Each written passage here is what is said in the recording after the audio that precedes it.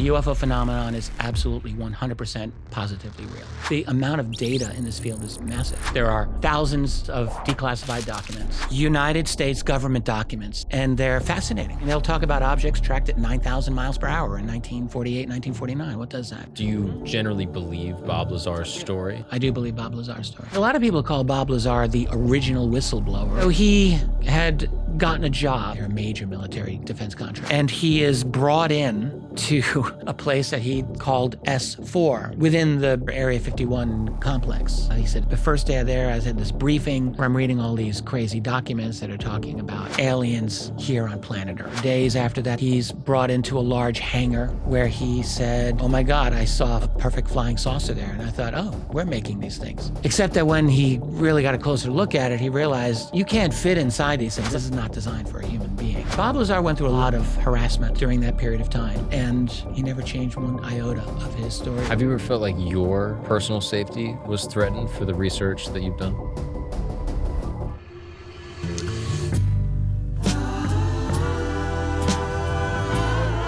Richard Dolan, thank you so much for being here, brother. Oh, we're doing this now. Yes, I'm very happy to be here. We're live, baby. We're doing it. Thank you, Mark. It's a pleasure. Welcome to the tent. Yeah, I love it. We've just had a wonderful time dissecting every little, every item I have here. You've got artwork all over the place. It's beautiful. It's fascinating. Thank you so much. Yeah. I appreciate it. I'm excited to speak with you because you, so I've been told, and through my own research, have quote unquote written the book on UFOs, UAPs, non-human intelligence. And I have many questions. There's many things I would love to know about this specific topic as it relates to national security, human consciousness, our understanding of human history, etc. So I guess the first thing that I would like to know, and I think a helpful place to start to get everyone on board that might not be familiar with this topic, could you just sort of outline some of the more significant UFO or non-human intelligent retrievals or incidents in history that you think make the best case for why UFOs or non-human intelligence have come to Earth? I wonder if I could be allowed to reframe what you're asking, and Please. we can get to it, because getting into retrievals right off the bat that's deep waters. And to start off, it might be useful if I were just to say, what is it that drew me in a little over 30 years ago? I was, at that time in my life, I assumed that I was going to teach at some university. I was studying history, international diplomacy, and things like this. And I kind of stumbled into the UFO subject when I was in a bookstore in the 1990s. And it was called Above Top Secret, The Worldwide UFO Cover-Up. It's a pretty provocative title, The Worldwide UFO Cover-Up. Even in the early 90s, we'd heard a lot about alleged UFO cover-up and all of this stuff. And it just so happened that at that time, I was doing a deep dive into U.S. diplomatic history, like in the early Cold War, Harry Truman and the birth of the CIA and all of that stuff. And so I was aware even then that there were allegations that the UFO subject was a big thing in the 1940s and 1950s. This is an area that I was studying. I was trying to become like an expert at that. And I thought, what's going on here? I don't like having big question marks hanging over my head on something that I'm trying to be an expert at. And being an expert in? In American history. Got it. Basically. So, I was studying a lot of national security policy in 1950, the outbreak of the war in Korea and all of this. But, at the same time, I'd always heard allegations of a UFO cover-up. And I didn't want to have this big question mark hanging over my head on something that I was wanting to be an expert at, which was American international diplomacy and all that kind of thing. So I bought the book.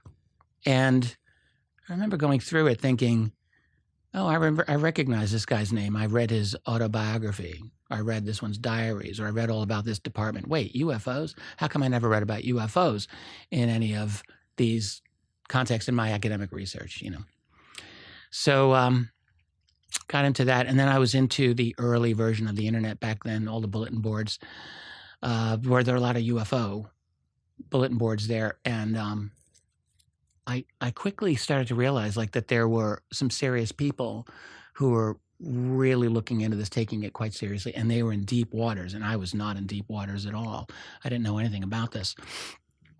And it started off, it wasn't like some life mission initially. I read the one book, and then I thought, I'm going to get another book. And then I found a third book. And then I went through, I just tried to find a bibliography of like what were the most significant books. And then back in those days, I used to go to a used bookstore. I remember I made friends with this used bookstore guy named Chris, and he was into UFOs, and he helped me get a lot of out-of-print books. I did a lot of interlibrary loan back in those days, as 1990s, when that was still a big thing that people would do. And it just like, without even me realizing it, it became this obsession in my life. And the next thing I knew, I was deep into it. At the same time, I was still trying to finish a doctoral dissertation in American history. I was living these two lives. But what was it that drew me into the UFO subject wasn't crash retrievals right away. It was learning that there were declassified U.S. government documents that were of a very serious nature that talked explicitly about UFOs back in the 1940s, in the 1950s, in the 1960s.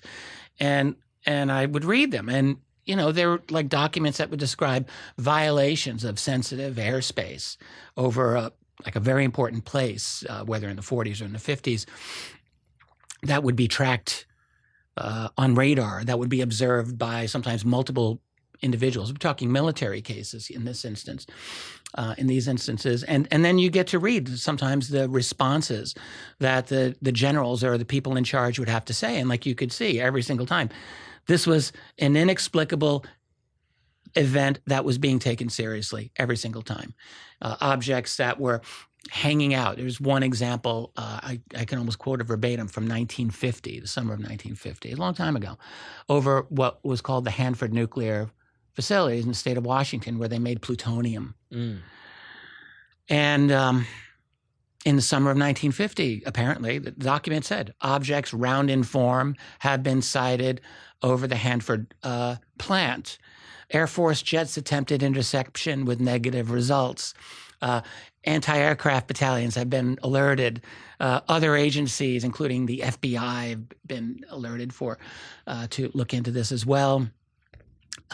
Investigation ongoing. And I'm thinking, what the hell is this? You've got objects round in form hanging out over where you're making plutonium in 1950 while you're, in the process of building your hydrogen bombs. Mm-hmm. So that's kind of an interesting thing. And it occurred to me, like, that document didn't come out until the mid-1970s, late 1970s. But what if it had leaked out in 1950? Like, I really wonder, like, what would the American public have thought? They're being told all that time, this is all fantasy, this is all misidentification. And what would have happened if that one document had slipped out and people are reading it like, holy shit, this is real? This is serious. So those are the kinds of documents that I was looking at, and none of them were proof that UFOs are alien. Sure. There wasn't a single declassified document that said Boston are being invaded by aliens. Sure. But there were quite a few that were, in my opinion, a cut below that, like a very minor cut below, Right. that would describe these inexplicable things that were clearly being taken seriously by the higher-ups over and over and over again. At the same time, the official establishment, the Air Force and the U.S. government were saying to the public, nothing to see here, keep moving along, go back to sleep. That's essentially what it was. And so it didn't take me long to realize that that was what was happening. And once I realized that, here's the really difficult part of it. Back then I was about 32 years old. I was 31, 32. So I was at a certain age in life when you get to that age, at least in my experience, you turn 30. 30 is like the big thing. It's like all through your teens and 20s, you're always like, when I'm an adult, I'm going to be such and such. When you're 30, you really can't fake it anymore like you are. You can't really pretend you're a kid. And I remember that feeling. And so you find that a lot of people, when they turn 30, something bad happens to them, which is that they realize, I can't clown around anymore, and I've got to get serious about my job, my profession, my whatever. And they and they get the tunnel vision for their career. And a lot of people, and I have seen, I think, kind of stop thinking independently. A lot of the times, you start working for your company, your corp, whatever you're doing, your university. There's all of these invisible guidelines that are there, I think, on a lot of folks. And intellectually conform. And yeah, it was happening to me. Like that was happening to me when I was in my early 30s. I was trying to fit in. I was trying to conform to that academic mindset. And then suddenly, out of the blue, as it were, these UFOs come and invade my mind, invade my life. And I couldn't throw that out. And were you concerned that your public interest in UFOs was going to tarnish your budding academic reputation? Absolutely. So how long did you say closeted, quote unquote? Almost 2 years. Wow. About a good year and a half. It was a long year and a half. I would sneak UFO books into the university library, like, don't look at my books, that kind of thing happened. I didn't want anyone to know that I was studying it. It was absolutely off limit. I'll tell you, I mean, this is relevant. This is about JFK, not about UFOs, but let me just do this. Sure. Same year, I think it was 93, 94, about 30 years ago. And I was a graduate student. I was kind of a loudmouth. I was a bit of a wise-ass grad student. I will say that. I had a lot of back and forth with all the professors. And so this one professor is walking down the hallway with a book on JFK. It's a terrible book by a writer named Gerald Posner, which is a book that tries to explain why Lee Harvey Oswald did it all by himself. It's complete nonsense, BS. It's a terrible book. And I knew even then that it was a terrible book because I'd read it. I don't know why I read it, but I did. And I wasn't a JFK expert, but I can smell bullshit when I encounter it. This is 2 cuss words so far. This is awesome. Yeah, I got to be careful. No, this is good. I told you we have a quota. You have to say at least 10. You're gonna damp. Is that the rule? Yeah, you have to say 10? At least 10. Yeah. Fuck, okay, I'll try to keep that in mind. But anyway, so we're stopped by in the hallway, and he's got the book, and I said, "Oh, you got the Posner book, huh?" He says, "Yeah, it's a great book." I said, "Really?" And I think I rattled off like 5 or so reasons why I thought that book just sucked so hard. and here, this is what happened. He said, he cocked his head a little bit. He said, "Oh, I get it. You're a conspiracy theorist." Now, in 1993, that was not a good thing to be called. If you want to go off into the university world and teach history somewhere, you don't want to be called a conspiracy theorist. And I felt like I was at the edge of this cliff. And if I took one more step, I was going down. So I remember I was actually scared, and I backed away, and we chuckled, we laughed a little bit, and we went on our way. But it was chilling for me because I thought, JFK, there's no grant money here. There's no like research money that I need to have. If I want to study JFK, I can study JFK. I can just do it. And yet the pressures for you to conform, even on that relatively mundane issue, although it's anything but mundane. The assassination of JFK was a horrible, tragic coup d'etat of U.S. government. But I'm thinking, if you can't even talk about this, I was already reading about UFOs by then. I thought, how the hell am I going to do UFOs in this environment? Like, it's just not going to work. And so what was ultimately the impetus for you to step out into the light and be public about your interest in UFOs? Well, that's a good question. I mean, I was not happy with the academic world. I will say that. 94, 95 was my last full year, I think, in the academia. And I wasn't enjoying it. And the fact was I was obsessed with UFOs. I became 10 times more interested in reading UFO books than in any of the other history books I was supposed to be reading. And were you able to talk to people about this? Did you have a community? No. I had no community. I had the one used book dealer friend that I mentioned. We didn't really have too many conversations. No, I was like on my own for several years. Just as I was about to publish my first book, I was working on it for several years. I was searching in the Rochester area for like any other UFO people, like any people studying this. It's a funny thing. I found what was called this Rochester UFO study group.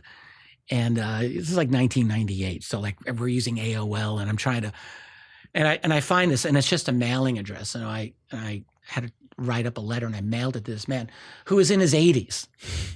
He was a beautiful man, William Sherwood. I became really close with him. And he had run this UFO study group for years, from like back in the 50s. He had a massive UFO library that just blew my mind, which when he died, he bequeathed to me. It was, I was very touched by Bill. He was a wonderful man, and his wife were wonderful people. But I didn't, that took a while. Like I didn't really have anyone to talk about this with. So I was 10, just 15 years of just... No, more like I started, 94 was my first year really doing this. Yeah. And by 2000, my book, I wrote my first book, which was called UFOs and the National Security State. That was a very long book. I self-published that book in 2000, and that's when I was off to the races, as it were, in this field. And then people learned about me. That's when eventually they started to learn about me. It took a little while. But and so in your opinion, what is the best framework for introducing this topic to an open-minded skeptic? Yeah, that's a good question. The one thing you don't want to do is start getting into proving that it's aliens, proving that it's whatever you think it is. Like, that's a mistake. And why is that a mistake? Because you got to walk before you can run. This is a steep learning curve. This subject is not an easy one. And actually, a lot of the really smart skeptics, they're smart in a lot of things, but they're not smart when it comes to UFOs because they think that it's easier than it is. It's not. The amount of data in this field is massive. It takes time to really study it and to understand it and to treat it with the respect that it deserves. So the one thing that I would say to people is, here's why it's a real thing. Historically, the UFO phenomenon is absolutely 100% positively real. We know that it's real. That's confirmed. In other words, there are thousands of good pages of declassified documents that deal with this, going back through the 40s, right up to our own time now. And again, we've had some much more recent revelations that are quite interesting, but maybe we can talk about that. But when you look at the older material, you're dealing with United States government documents that come through College Park, Maryland, from the National Archives and right to your doorstep. And you can read them. And they're fascinating. I mean, they'll talk about objects tracked at 9,000 miles per hour in 1948, 1949. What does that? And, on and on and on. So there's just all of these types of reports that I became immersed in. And that's one aspect that I became pretty knowledgeable of. My favorite of those documents probably comes from the end of 1952, still a long time ago, to the director of the CIA from the head of his head of scientific intelligence. So the guy in charge of CIA scientific intelligence writes to the director of the CIA, and he says, at this time, reports of unidentified objects traveling at high speeds in the vicinity of sensitive installations and at such altitudes are not attributable to natural phenomena or known types of aerial vehicles. And that's a bureaucratic memo, but you got to really think about it. What's he really saying here? So, boss, okay, so we do have something going on. They're traveling at very high speeds, at very high altitudes, near sensitive installations with regularity. This is pattern recognition. This is what we humans are good at. They are not attributable to natural phenomena or anything that we know about. At the end of 1952. Yeah, that seems significant. Yeah, it's quite significant. So, you read enough of those types of documents, it's like you cry uncle eventually. It's like, okay, I resisted, finally I give up, this is real. If it's one or two documents, that's one thing, but if it's 50, if it's 100, if it's 200, then you really have to start having to be honest about it and ask yourself.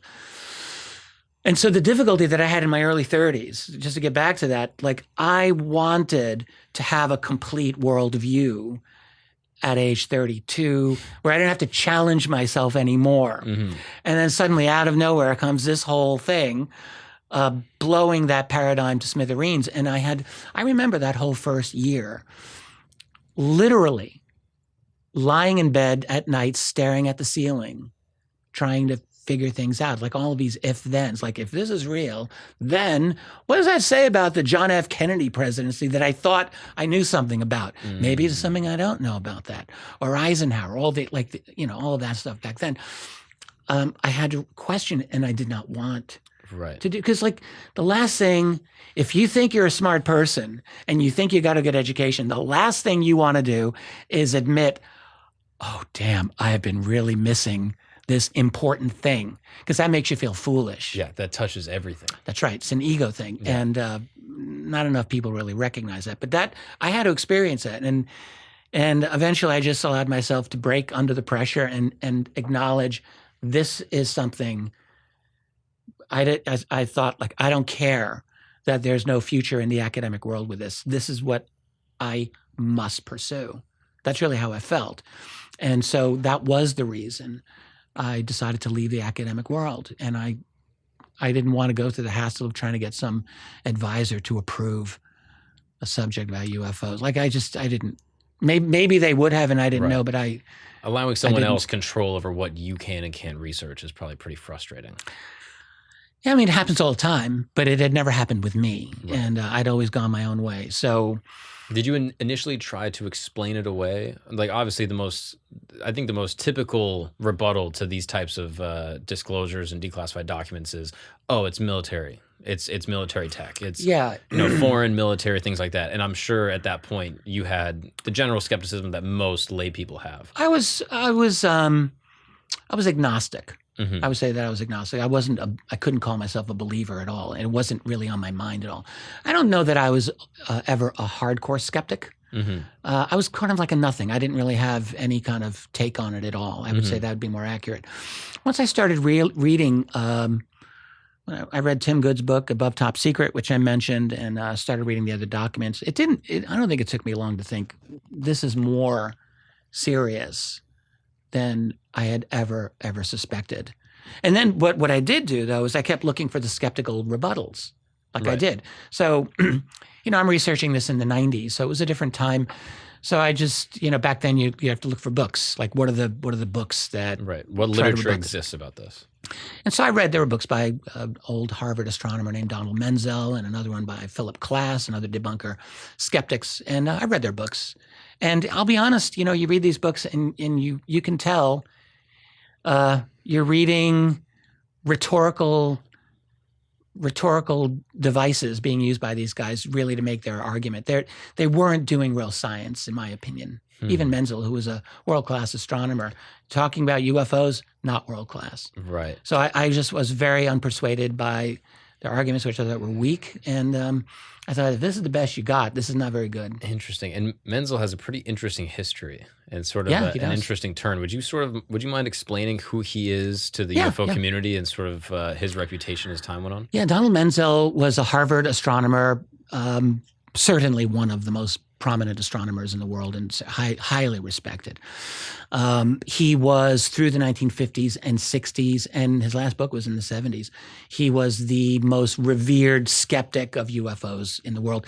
His skeptical books were used by people around the world to say, oh yeah, well, I know there's nothing to this because I read Menzel's book. So that was Donald Menzel's role in the UFO field. An interesting thing about him was when the late Stanton Friedman, the great UFO researcher Stanton Friedman, was doing some research on Menzel. This is long after Menzel died. And Stan discovered that Menzel had done extensive work, high-level work in cryptology for the National Security Agency, the NSA. So Menzel was up to his eyeballs in the intelligence community.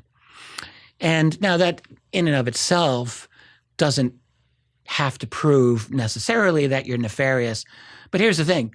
Menzel's wife didn't even know that he was working with NSA. He wasn't, in other words, just some academician.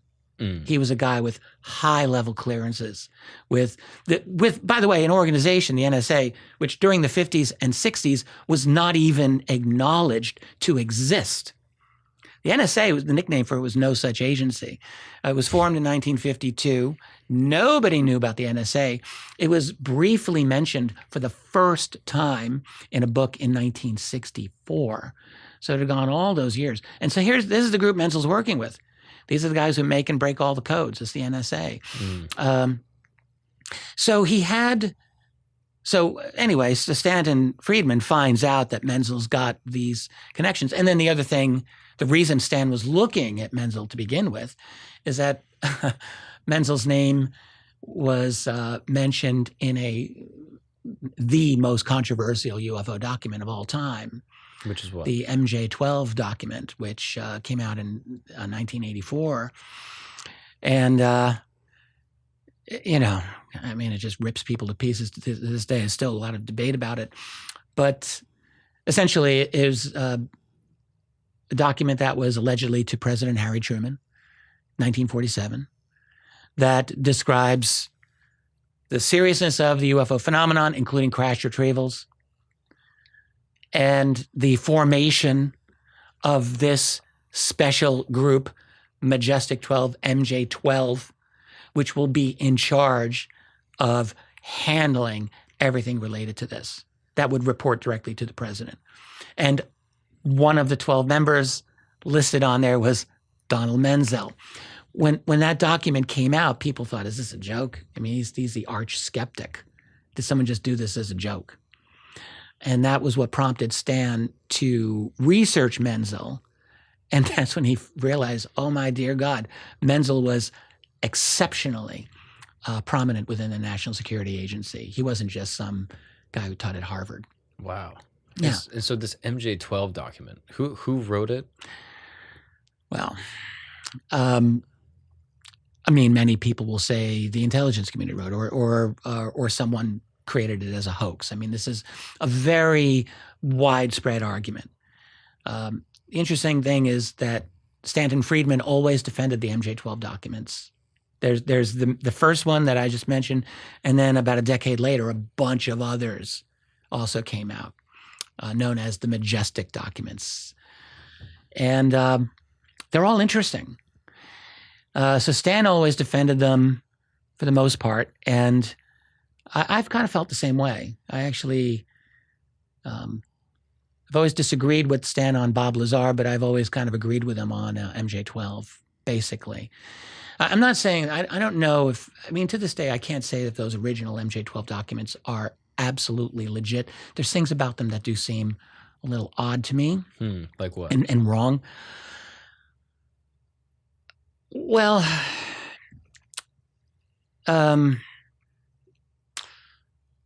they capture the UFO phenomenon as it was understood in the 1980s. So it really kind of reflected cutting edge thinking about the subject at that time. And I'm not so sure like that it would read the way that it did if it were actually written in the 1940s. So there is a possibility that that's a hoax document. But then you have to ask yourself, okay, why was it a hoax? Who would have done it? For what purpose? To just play games with the UFO research community? In the 1980s, no one cared about the UFO research community. Like no one was paying attention to those guys. I've always felt that when I take a look at the original MJ-12 documents and then these later documents that were released, known as the Majestic documents, which are all online, anyone can go find them and read them. They're fascinating. When you look at them as a sum total, they're like this thick. It's a lot. There's a lot of documents there.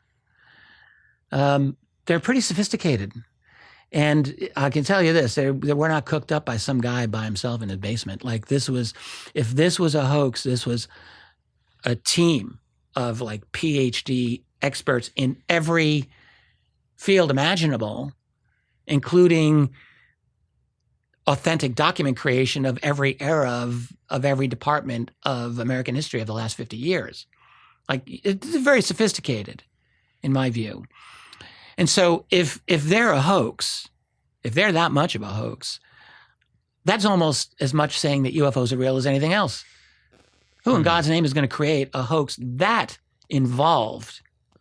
I've had some conversations with a few interesting people on this very question. And one of them said, well, maybe they might have been created to mess with the Soviets, the Russians. But then that doesn't even really do much because the Russians aren't dumb. You're not going to just be able to fool them into thinking that there's aliens if they know that they're not getting any of these sightings themselves. The only way you're going to trick them in any is that there's got to be truth in there. You can't just bald-faced lie. That's not what disinformation is. Disinformation means you package truth within lies so that no one believes the truth that's in there.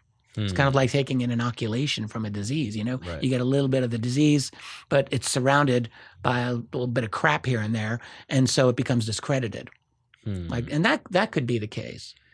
But, some people just dismiss these documents out of hand. I think that's a mistake. I think I wouldn't go so far as to say that I know that they're all gospel and I know they're all exactly true, but some of them are. I do believe that a lot of those documents are real. Is there a way to verify the veracity of declassified documents? Is there some type of governing body? Is there a system for that? That's right. When people go through the Freedom of Information, you go through the proper channels. So the U.S. government has millions and millions of classified documents. They're drowning in classified documents, and so the process of declassification. I'm not an expert here, so I have to be careful with how I present this. Mm-hmm. But there's a process by which they go through. They will review the information. The document reviewers have within their field that they're qualified for. They've got all these parameters that they know they're supposed to look at to determine should something be declassified or not. And I have no doubt there's a lot of back and forth going on before any document gets declassified. And it may come out with some redactions, blacked out areas and the like. And that's an officially sanctioned United States government document. Now, that doesn't, just because it's declassified doesn't mean it's true. I mean, a government document can be mistaken. A government document can even be intentional disinformation for all I know. Right. But generally speaking, if you get a document that comes through the official channels, I think most researchers are going to say, okay, this happened. The MJ-12 documents or the Majestic documents did not go through anything like that. They just leaked. They just appeared. And so, there's no real provenance, or there's not a sufficient provenance for them, for people to say, and I'm confident in that this is a legitimate document. So, you can always go back and forth on this. There's always going to be skeptics who are intransigent. And, on the other side, there's always going to be believers who they're going to believe everything. Right. And anything, but there are going to be skeptics. I've met many of them. It's like there's nothing that's going to convince them, and so they'll, the late Alan Hynek, who was a great ufologist back in the day, had an expression to describe them: "It can't be, therefore it isn't." And I think that's a pretty good way of describing that attitude. It can't be, therefore it isn't.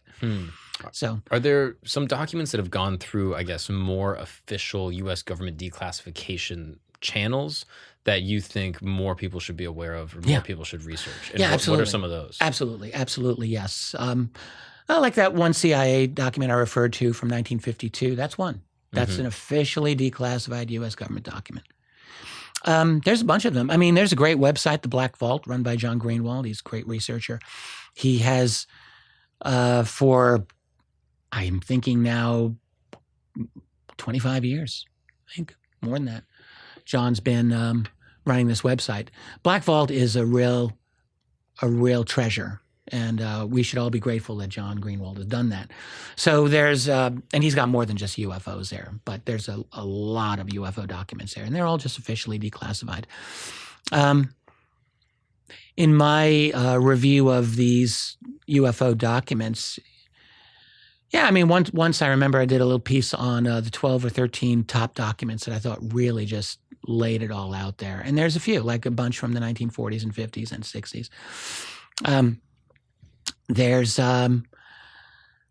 There's one from Oak Ridge, Tennessee, where the nuclear technology being developed at Oak Ridge for the Manhattan Project, 1940s, 1950s. Oak Ridge is really an important place. Oak Ridge also, in the 40s and in the 50s, was experiencing innumerable, inexplicable sightings of these flying saucers, as they were being called back then. And I remember reading quite a few documents pertaining to Oak Ridge that they're extraordinary. One Oak Ridge engineer stated this object, black in form, he said, zoomed across the sky, then stopped. And it, I'm trying to remember exactly, it zoomed in another place and it stopped. And then it was joined by two more of the same types of objects. This is 1953. And the three of them just zipped off to the east, he said, at some unbelievable speed over Oak Ridge. Now, you read that, look, 1953, today, but 1953, there's nothing that could perform like that. You're not going to have something zipping along and just stopping dead in the air like that. Mm-hmm. Can't do that. So that was one. And that came through a government channel. Yeah, that declassification. That's an absolutely official U.S. government document. And whose account was that? Do you remember? Yeah, well, I don't know if the man's name was listed on that document, but he was an engineer who worked at Oak Ridge. Interesting. And it was over Oak Ridge. I mentioned a lot of this has to do with nuclear technology. Yeah, I'm curious. A lot of it's with nukes. I've heard that a lot in different research that I've done, that there is a direct connection between UFO sightings and nuclear testing. That's right. And what is that connection? What's up, guys? We're going to take a break really quick because you need to take your health seriously. And the best way to do that is with the good folks at Bubs Naturals. Oh, yeah. Bubs Naturals is amazing. It's a great company. Sometimes you get these different companies that are very pretentious. It's like, do this. Bubs is very approachable for all types of people. It seems that way probably because it was named after Glenn Bub Doherty. Yeah, this guy was an absolute legend, truly a hero. He was a Navy SEAL who laid down his life saving Americans and fighting for his brothers. So if it's good enough for Glenn, it's good enough for me. Bubs has a bunch of different products. They got everything. Collagen peptides, take care of your hair. They got oil powders. They got coffees. But the thing I want to talk to you about today is Hydrate or Die. This little pack right here. I'm never going to talk about a product on this show that I have not tried personally. And I'm telling you, I have been using these packs for the past couple weeks. The Hydrate or Die pack is absolutely amazing. It tastes great. This is the thing. Sometimes with these different powders, they have a weird aftertaste. They make you feel a little weird. This one is amazing. You just drop it right in there, give it a little swirl. I really love this one. This one tastes absolutely amazing. And the thing I love the most about it is you're sipping it and you're like, why is this so good? This must be packed with added sugars. No added sugar. Only 6 ingredients. I mean, I'll tell you right now on the box. Organic coconut water powder, Himalayan salt, natural lemon flavor, magnesium citrate. It's as bare bones and basic as you can get to actually be taking care of your health. Absolutely a performance enhancer. I take this before I work out. I feel way more hydrated. There's nothing better. If it's good enough for a Navy SEAL, I'm telling you, it's good enough for you. I mean, I'll just go through the list here. 2,000 milligrams of electrolytes, no added sugar, 6 ingredients, vegan, plant-based, gluten-free, soy-free. If you want a very easy, approachable, natural health and wellness company, I'm telling you, Bubs are the guys for you. I'm actually drinking out of my Bob Shinobi Ninja cup right now. Having a great time. If you're interested in taking control of your health, we're going to do it with Bubs. So if you want to check it out, go to Bubs Naturals, B-U-B-S Naturals, Naturals.com. And I want you to use the code Gagnon, Gagnon, for $15 off your order. That's right. BubsNaturals.com. Take control of your health. Start taking it seriously. There's no better investment in your life than into your health. Let's get back to the show. It's a big connection. It's extremely significant connection. Does this have to do with the prevalence of UFO sightings post like 1940, 1950? It seems like within the U.S. Yeah. I don't know if there's, I forget the first UFO sighting that kind of went public was the couple. I forget their name. It was. Well, you may be thinking of the couple that had an abduction, Betty and Barney Hill. I'm not sure. Yes, that's the one I was familiar with as like one of the initial stories, and that wasn't until the 50s, I believe. 1961. 1961 is when that happened to them, yeah. And their story came out a couple of years after that. No, the whole thing really broke open in the public realm in 1947 with a guy named Kenneth Arnold. It wasn't Roswell that did it, which was in 1947 also. It was Kenneth Arnold, who was a pretty cool guy. Like he was a 32-year-old private pilot, kind of a can-do attitude about things. And he flew his own aircraft, and he was actually looking for a reward to find a downed military aircraft that had gone down in a region in the state of Washington. So he's just flying around looking for them. And that's when he sees these objects zipping at a very high rate of speed across the sky. And he was actually an outstanding witness because he had the presence of mind. He said, I'm looking at Tacoma Peak here, and I'm looking at this other peak here, and I know the distance between those two, I guess. And he's timing the speed by which these objects are moving. And then he's calculating this while he's flying his aircraft. Wow. And he said, at a minimum, he determined it was 1,200 miles per hour. And I think he had a higher estimate that was like more than 1,500 miles per hour. But his conservative estimate was 1,200. Now, just to put that in perspective, that was more than double the fastest airspeed that humans had attained at that point. Mm-hmm. So it was, kind of an interesting thing. Arnold thought this is a military thing. You're asking me earlier, did I think this is military? Kenneth Arnold in 1947 thought the same thing. It's like, the military must be testing something. Of course. What else could it be? If you're someone in his position at that time. Especially at that time, the whole mantra of progress was like dominant over the world. Like, Americans in the 1940s were making things happen. Let's just face it. Like, they were inventing this and that. And it seemed like anything could be possible. So 1,200 miles per hour, maybe Kenneth Arnold's thinking, yeah, sure, maybe that's what happened. Sure. But anyway, I don't think that's what happened. I don't think that's what he saw. I don't believe so. Because did he report it? Yeah, he reported. He actually landed kind of in between stops at some place where he's talking to people about it. And I think there was a newspaper guy there at the time, and they just put the story out, and it like went exploded. Yeah. So, and they became nicknamed flying saucers because Arnold had said it skips along like a saucer would if you skimmed it on the water. It's like it was the motion. It wasn't the shape that gave him the name. Oh, yeah. That's interesting. Yeah. Right. But anyway, so I'm trying to remember where we were going with this. Talking about nuclear testing and why UFOs. The nukes are important. Present themselves at all these different nuclear testing sites. And could you just give a couple examples of, where UFOs have been cited with nuclear testing, and then maybe explain a potential theory? Yeah, well, they've been seen all over the world, like U.S. and Soviet Union dealing with nukes. Keep in mind one thing people should know.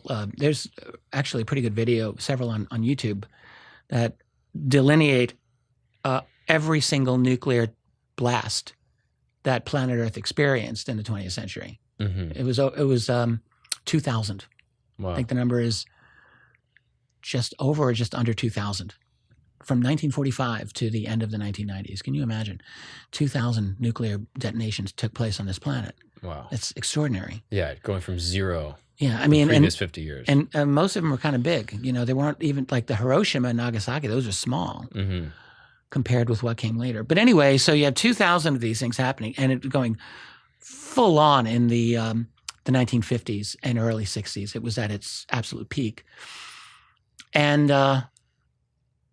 so, let's just hypothesize. If there's some visiting intelligence, which I frankly do believe is the case, we can get into that, that's observing these really innovative and kind of aggressive and kind of dangerous but fascinating human beings. And now you're watching them detonating nukes and you're thinking, that may not be a good idea. And so, yes, of course they'd be interested in that. Of course, absolutely, they'd be interested in that. How could they not? So what you see is in the U.S., Oak Ridge, Hanford, Los Alamos National Labs, where, of course, nuclear technology is very, very key. All of those places in the late 40s were experiencing intense and scary UFO activity. Scary in the sense that you had a bunch of these high-level power scientists, like guys like high level in the national security state, convening conferences about it at Los Alamos. They were doing this in 1948, 49. And people like Edward Teller, like Dr. Strangelove himself, was attending these, as well as many other very brilliant people, debating like, what the hell is going on over Los Alamos? What are these things? These cannot be Soviet. There's no way. There's no way that no one believed that they were Soviet. But they were not natural. The world's leading meteorite expert at the time was a guy named Dr. Lincoln La Paz out of the University of New Mexico. He was part of this discussion, and La Paz is saying, those are not meteors. Those are not natural. I don't know what they are. They're not natural. And so this is going on, and this is disturbing. How could it not be? You're in the early Cold War. this is intense stuff. You're looking over across the world at Joseph Stalin and the Soviet Union thinking, what's going to happen with that? We've got this very dangerous global situation developing, and now suddenly what are these things invading our airspace? Like, this is serious. So yeah, they were all there. There was a sighting in what was then called the Congo, now Zimbabwe. There was a uranium mine. We have a document from 1952 that talks about a glowing type of object descending over this uranium mine in the Congo, in Zimbabwe. There are innumerable, or I would say a number, let's say, of cases that have come to us from the former Soviet Union that also deal with these objects over installations where there were nuclear weapons primarily. And I'm thinking of one, an astonishing one in the late 1980s, not that long ago, I mean, relative to some of this, at a place called Kapustin Yar, where that was like their main rocket testing facility. And they had unbelievably extraordinary, around midnight, this came from KGB files after the breakup of the Soviet Union.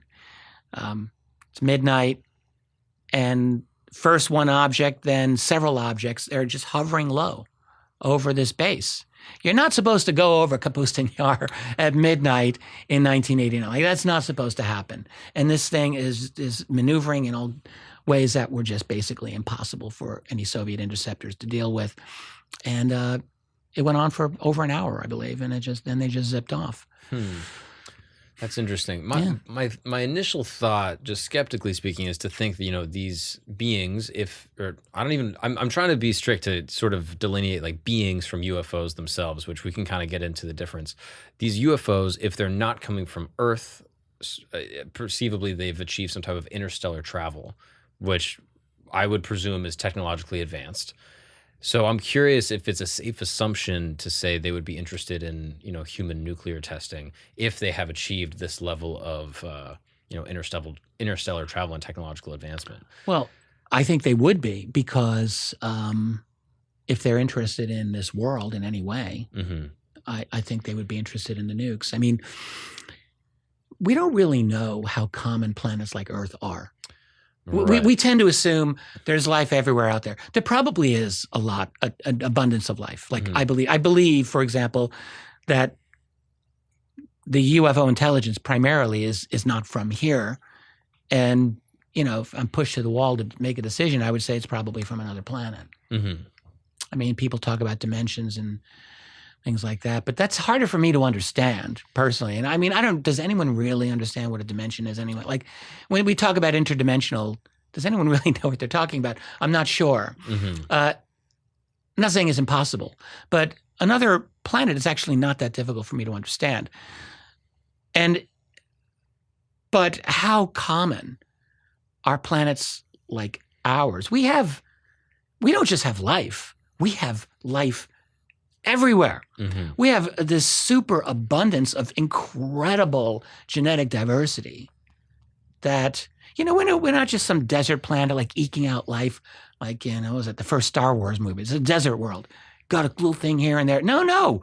We've got jungles and forests and oceans and coral reefs, and we've got everything. We got the whole thing. The natural state of Earth is blooming with life. It's astonishing. It's a beautiful gem of this universe. And as far as we can see, which isn't very far, but as far as we can see, there's nothing even close.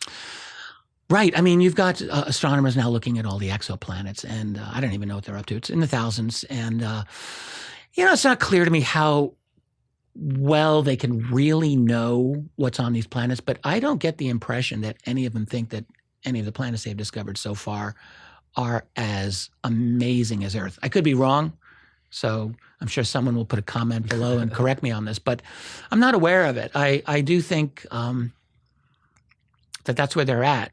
And I mean, my feeling is that there are undoubtedly other planets out there that are like Earth and that are abundant, but I don't think that they're a dime a dozen. I don't think that they're just out. All of them are very common. So if another species is advanced enough to be able to search out the galactic neighborhood, and they find us, even if they found us like this planet 5,000 years ago or 10,000 years ago, maybe they did, they're going to know, okay, those humans, they're kind of clever. They're different from all the other animals. This is an amazing planet. These humans have a tremendous opportunity to make some real breakthroughs. Maybe we want to keep an eye on them. Like that, I could easily see that happening. And then once we discover science, I mean, that's when we really become dangerous, you know. Mm-hmm. I mean, really about 200 years ago is when we really started to kick it into a new gear, as it were.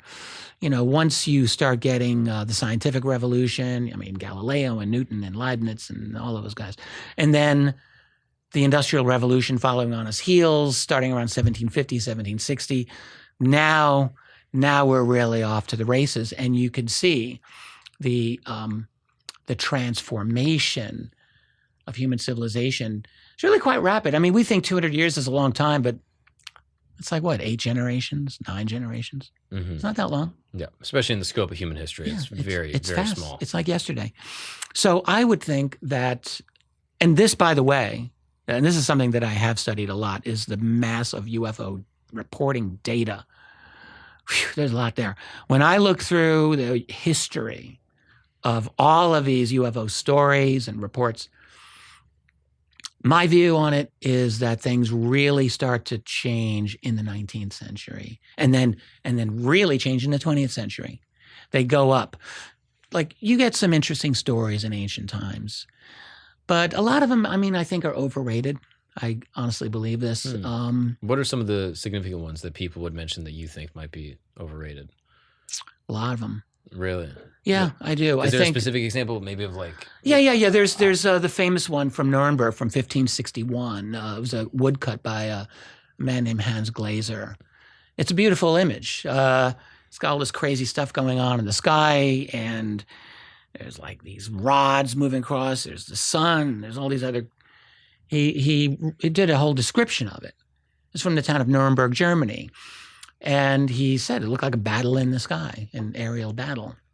I don't believe it. I don't think that's a true story at all. I think it's completely spurious. Interesting. And the reason I now think that is we don't have much of an understanding of those cultures. I mean, we really don't. Like, most UFO researchers, they don't study 16th century Central European history, where you've got a century dominated by religious wars, like serious, bad, bloody religious wars. Nuremberg, by the way, was like dead center of all of that action. You got the Protestants, you got the Catholics. Like, this was not a fun time to be talking about religion in any way. So you get this image, and and by the way, he said it was, the timing of the event was, I think he said like 4 a.m. So what's the sun doing up in the sky in his woodcut if it's 4 a.m? First of all, I'm just saying, I mean, I don't want to nitpick the poor guy. He's been dead for 500 years, but still, it's a little bit of a discrepancy. And then he said it was witnessed by many, many people. I'm like, who's up at that hour? Even in medieval Germany. I mean, is everyone up at 4 a.m? Really? I find it a little bit of a stretch. You find that all of the stories of those times tended to be interpreted in moralistic, ethical. Like, there was always a story behind it. It's like, we must repent our ways. In fact, that's what Hans Glaser said in his woodcut. We need to become better people. We need to, I can't remember his exact words, but that's what he said. There are a couple of examples that are, in my view, absolutely just like that. They're just completely made up. Completely made up. Now, I'm not saying all of them are. Sure. I don't believe that all of them are. I think that many of those ancient sightings are probably based on something. But I'm just saying, when you get into the details of a lot of those accounts, they don't read like modern. Some of them read more like modern reports, maybe some interesting maneuvering lights in the sky. And some of them I could potentially believe were genuine, but a lot of them I just don't. My point is simply, I don't want to dunk on all the ancient UFO stories, because I think some of them are legit. But my feeling is, when I look at it, low-level observation at best. distance in time between these stories are often years or decades, or it's not like, people were seeing this stuff all the time. Now, admittedly, not people weren't writing as much. It was not as much literacy, but still, this was not on people's minds. And in fact, look at a society as recent as like 19th century America. It's like, say, America of the 1870s. So that's not modern as we have, but they were modern. They were inventing things like the telephone, and they were building things. They were doing a lot of really great things, and they were outdoors. They had a can-do attitude. America's the 1870s had a lot going on. Nobody was talking about UFOs. Nobody was talking in the 1870s about these unusual aerial activities in the skies. There were some sightings, but they were not getting any attention because there were just so few. So my sense of it is that we were getting low-level observation, and that exploded during the Second World War. I see. Because it was that war in which you could say the whole world was convulsing in violence, and also very advanced technology. Not just the atomic bomb, radar. So now electronic means of detection for the first time in the Second World War. And there's a lot of other really fascinating inventions. I mean, it was a destructive, terrible period, but it was also at the same time filled with tremendous technological innovation, scientific innovation and discovery. And I think that's when you really start seeing a tremendous number of these cases. Mm-hmm. And sure, some of those were probably spurious too. Sometimes people make things up, and yes, that can happen. People can misinterpret things. Sometimes people are poor witnesses, but sometimes people are really good witnesses. Mm-hmm. And there's a lot of those cases where you got very superior witnesses describing impossible things. In fact, it was noted right in the beginning of scientific study of this subject back in the 40s and 50s. The old Air Force Project Blue Book, which was studying this thing, they noted that the more well-educated or intelligent the witness was, the more articulate the witness, the better the sighting tended to be. Like the really astute, technologically proficient witnesses, they were able to demonstrate that what they saw was the real deal. They were the best witnesses. Interesting. Now, I want to discuss World War II, but I don't know if we can discuss ancient UFO sightings without bringing up the pyramids of Giza. Do you think I love that subject. Do you think there's any connection? I mean, obviously, there's been a lot of discussion about this idea of UFOs and Egyptian pyramids. Do you think there's any credibility to that? Well, I mean, first of all, look, I'm going to just say I feel like a little bit out of my depth on this, but sure. I will also say that I'm fascinated by the Pyramid of Giza, and I've read some good books on it, and I'm interested in it, and I'm not an Egyptologist, I'm not an expert there, but I do not understand how that thing was built. Mm-hmm. Can't figure it out. Especially the original way it was built, which was covered in limestone. Mm-hmm. It was like this beautiful gleaming diamond. Was it capped with gold? I think. Yeah. I mean, my God, unbelievable. And when you look at the engineering of that, a lot of people have talked about this, the exactness of north, south, east, west, the cardinal points almost to the millimeter, practically, of something that is as massive as it is. That's tough. And then, quarrying from, I think it's 600 miles, 1,000 kilometers. You know about this. So it's remarkable. It's beyond remarkable. It's inexplicable to me. And then the fact that they didn't just stack the stones on top of it. They're building tunnels in there with these crazy archways with these massive granite keystones that are like, 80 tons? Mm-hmm. How the hell do you get that in there? Like, sorry, no sale. I'm not buying the ramp. Are you kidding me, man? Don't insult us like that. That's just ridiculous.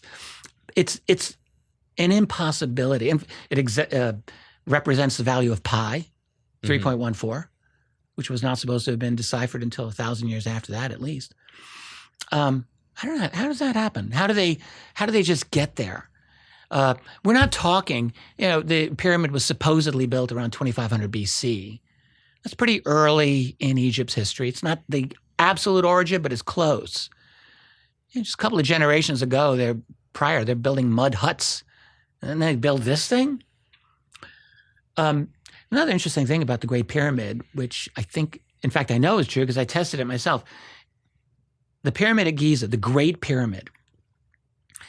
How do we put this? If you look at all the latitudes and all the longitudes of planet Earth, so all the longitudes, that's what goes like this. Of all the longitudes, there is more land mass at the longitude of the Pyramid of Giza. And there is also more land mass at the latitude of the Pyramid of Giza. You could actually say that pyramid is at the center of the Earth's landmass on that basis. You know what I'm saying? There's more land at that latitude and more land at that longitude than any other part of Earth. Just so happened. I see. That's crazy. It's directly Maybe it's a coincidence. at the maximum circumference of each of those points. Correct. That's right. Interesting. Yeah. Look it up. Wow. That's nuts. I'd never heard that. That's interesting. Yeah, there's a lot of things like that with the pyramid. So you're asking, who built that thing? Imhotep is, I think, the guy who gets the credit. Isn't that who it is, I think? Mm-hmm. Well, that's a work of unbelievable genius. I don't know. I mean, I don't go down the alien route for that one, but what I don't know how to do, and I'm just being perfectly honest here, I don't know how to explain that thing. Yeah. So it is utterly fascinating. But it doesn't scream UFO to you in the way that It other could. people have drawn that connection. Look, I'm at this point, I don't rule anything out anymore. I mean, I don't rule anything out. I try to be somewhat judicious with especially public opinions. Like here, I should probably be careful, but because there's always someone who's going to be like, I can't believe what Dolan said. But it's a real mystery to me. Mm-hmm. Now, there's a lot of other pyramids in Egypt. It's not just the Great Pyramid of Giza. Mm-hmm. And I'm going to freely admit, I don't really know a lot about the engineering and construction of a lot of those other pyramids. Even the other two large ones at that complex, Mm-hmm. the Giza complex. At times I tried to learn about them, but I can't really say that I got very far. So I don't know much about them. But the Giza pyramid, there's a really cool book that I read from like 1971, I think, called, I think it's just called Mysteries of the Great Pyramid by a guy named Richard Tompkins. Is that his name? It's a beautiful book, and it's a great book. And that's actually where I read all of these bizarre things that just don't make sense about that pyramid. It kind of blew my mind. Yeah. Yeah. But it's interesting that I've heard a lot of people, they try to connect it to some type of, extraterrestrial, non-human intelligence. I sort of enjoy that you're kind of leaving it open, that you're not necessarily drawing a direct connection. I'm very comfortable with a lot of uncertainty in my life. Yeah. I don't feel like I have to have a need to fill in all the blanks. I mean, that's kind of silly. I've been wrong about too many things in my past, and I reserve the right to be wrong in the future, but I'll try to minimize that to the extent possible. There's nothing wrong with being wrong. There's nothing wrong with being wrong. Yeah. It's kind of nice. If you're working in good faith, you're going to be wrong about things. That's life. Absolutely. That's a good perspective. It's, you have to. So now to World War II. Sure, yeah. There is a boon of UFO sightings. And that's right. You would say legitimate, documented. Oh, yeah. There were some good ones even before World War II, I think. But yeah, World War II is where it goes. And just because there is this uptick in violence and technology, it's reasonable to presume that, yeah. Being used against humanity to a degree we've probably never seen. Yeah, I think we got someone's attention. I suspect that we were under a kind of a very long-term observation.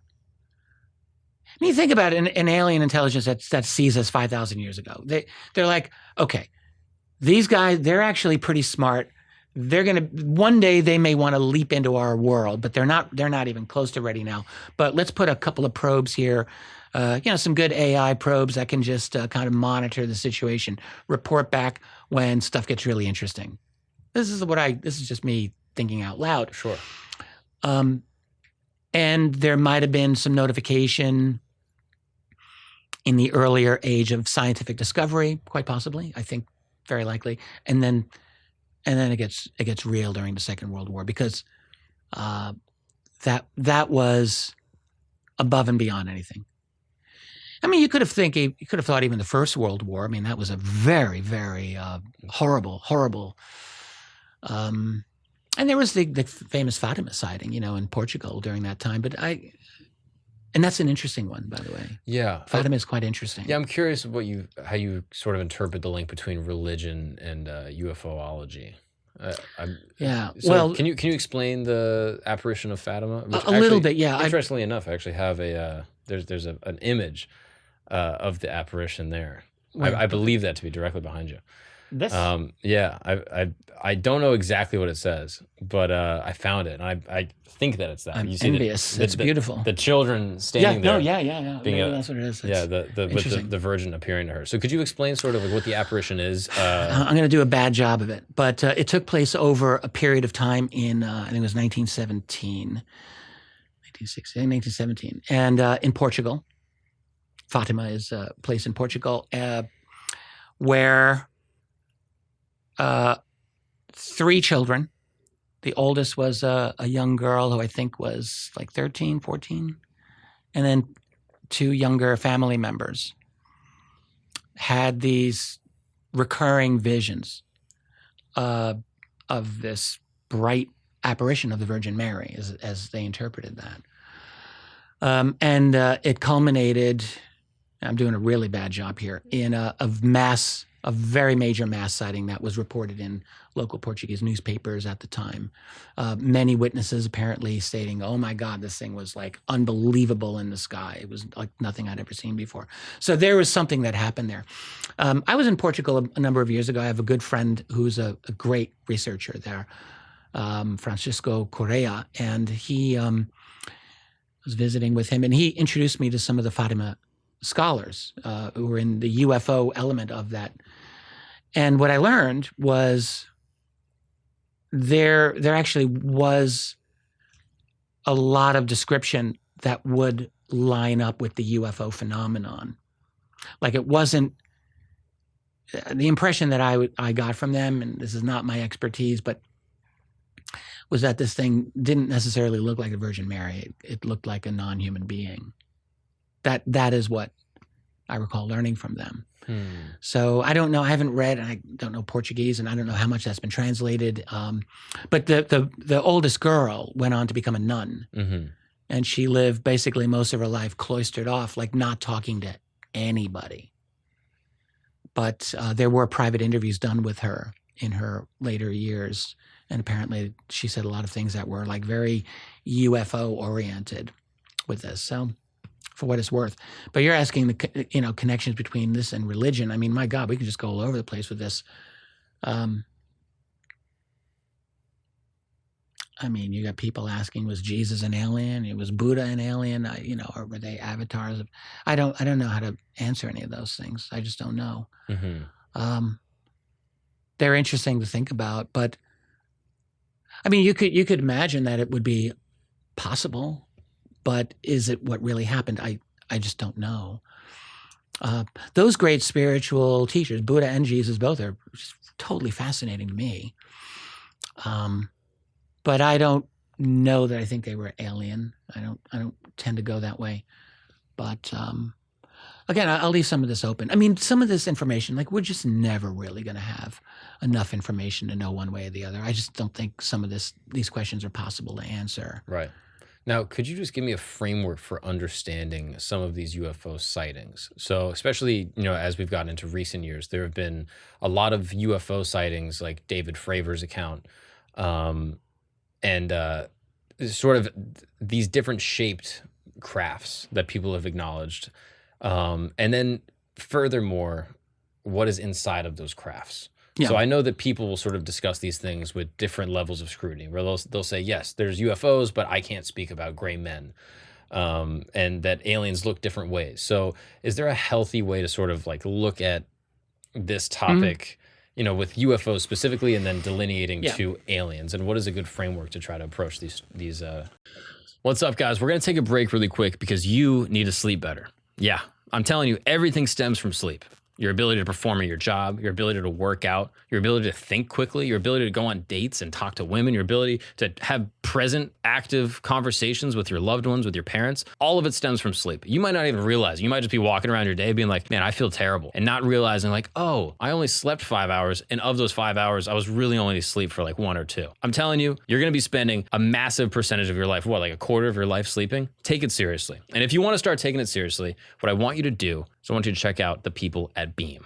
That's right. The good people at Beam have invented a powder that have helped thousands of people get to sleep and stay to sleep. And that is called the Beam Dream Powder.